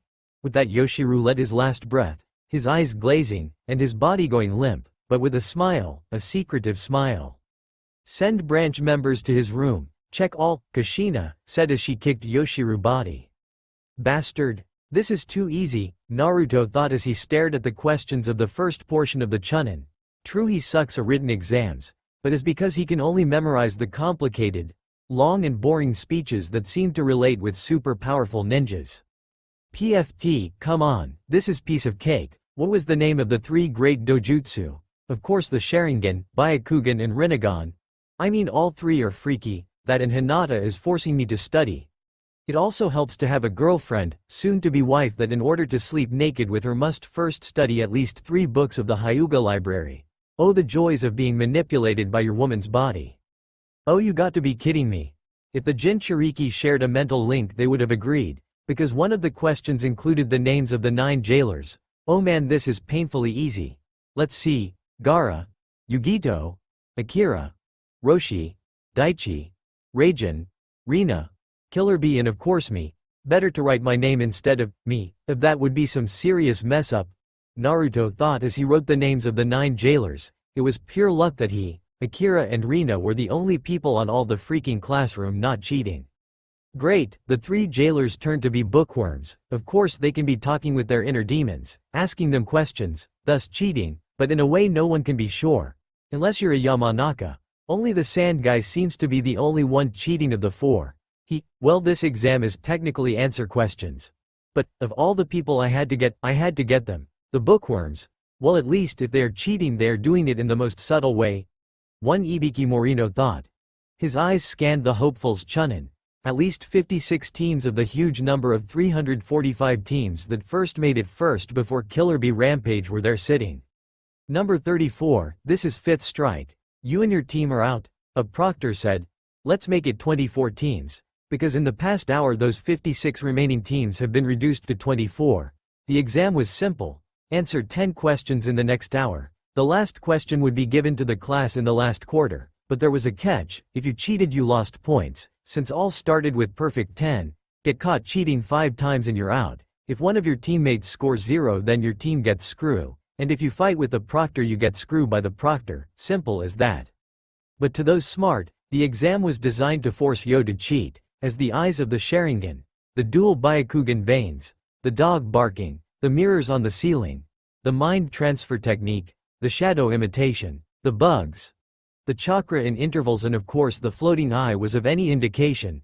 Of all the ninjas, the most creative way to cheat had been that chakra flaring, say by no less by the locals, and used to transmit those who knew the code the answer, coming out of the Kyuubi jailer. Now that was creative. Surely it was the answer relating them. A little advantage for the house team didn't hurt. After all, only the jailers knew the names of the rest, and the answer to that question would be accepted if they put the names corresponding to the number of tails each beast the jailers contained. A little low trick, but hey, is just all matter of reading. Looking at the clock, he smirked. It was time to drop da bomb. Okay maggots, drop pens. This is the last question. Ibiki voice boomed over the whole classroom, making all gulp. This was it. This question will decide many things. But first a warning, you can choose to answer or not to answer it, because if you fuck up then you lose your chances of being a chunin, for life. Ibiki said. The outrage was expected a second later. Are fucking crazy? That's unfair. Then why we answered this shit? Oh come on. And our burning our brains to you to fuck us up like that. What kind of proctor you are? That last came of Tamari herself, who was about to burst into flames. I'm the kind of proctor who likes to challenge his students. Now shut up. As I was saying, you can answer it or not. If you don't want to risk it, then go and try next year. With that told by Ibiki, at least 10 more teams left, leaving only 14 teams, 42 ninjas. Anyone else? He asked. Oh yeah, I still got it. Cower before me bitches. No way Scarface, ain't going anywhere but forward. Now that was unexpected, but coming of Naruto, that was something common. After all, he is known for defying any authority. It is said that if he could defy Kami and the Shinigami wishes. Are you sure, brat? This is a one-shot opportunity. You mess and you are stuck as a genin. Ibiki taunted. Like hell I'll believe that shit of you. Rina-chan killed a proctor by accident a year ago and didn't got banded to become chunin. So why we should get fearful of you? You hold no power over us, neither me. You're just another obstacle. One I will crush if necessary to get to chunin, so bring it on. What's the next question? I want to see your face of surprise when you see we pass. Naruto boasted, making the Konoha genin smirk at that. Courage, little Brad just gave them courage to continue. Little bastard, very well. To those who stayed, let me tell you this, you all pass. Now that was not something normal. Say what? Akira asked, mimicking Shino, answer, face. Simple, there was no 10th question. It was all a ruse, in order to test your real skills, the ones of obtaining information. Ibiki began, making all go eye wide. This test was designed to make you all copy. The answers were hard, nearly impossible, and only a selective group could answer some. For example, the name of the 9 jailers, only the jailers know the names of the rest. So in order to get that answer you should copy them to get that answer. This test was simple. Copy without my friends around getting notice of you cheating, Ibiki said as he moved around, and in a flick he ripped a mirror on top of Tenten. This, for example, simple but effective, giving the user and her teammates a Byakugan-like view of the exams around it. And since all would be focused on the exams on your desks, no one would dare to look up, he said as he placed the mirror in front of a pale Tenten. Others used their bloodline and ninja trades, either for copying or aiding their teammates. Others just got lucky because they either had the smarts, or they asked to their inner demons, and since we can't read minds, they got out blank. That made Rina, Naruto and Akira blush slightly. But in the end the purpose was the same, to gather information. In our line that's the most important thing ever. Misplaced information can lead to failure and death.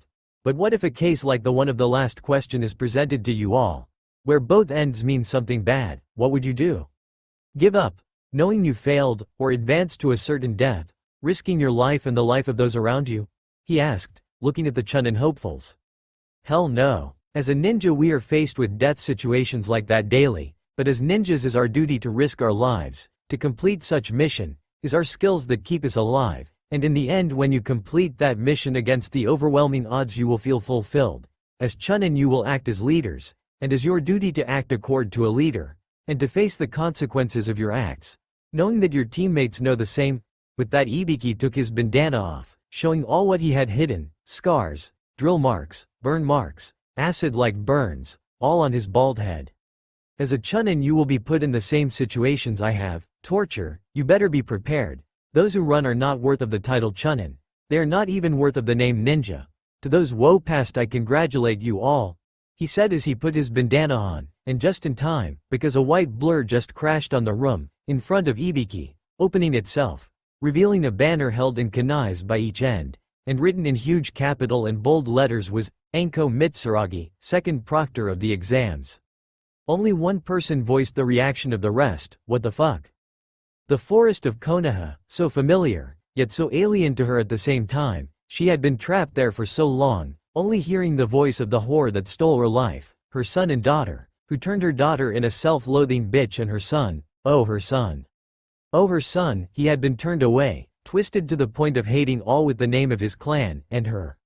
The whore had fucked her more, she had destroyed the image she had, her son hated her. But no more, the bitch was about to learn that no one fucked with her family, she was going to recover her life, her family, she was going to spill the whore's guts all over the compound and use her head as a jack-o'-lantern. Yeah, but first, my son, she must as she chewed a strawberry, no one fucked with the Red Death and lived to tell the tale. That's all for now. If you enjoy then please like, share and do comments.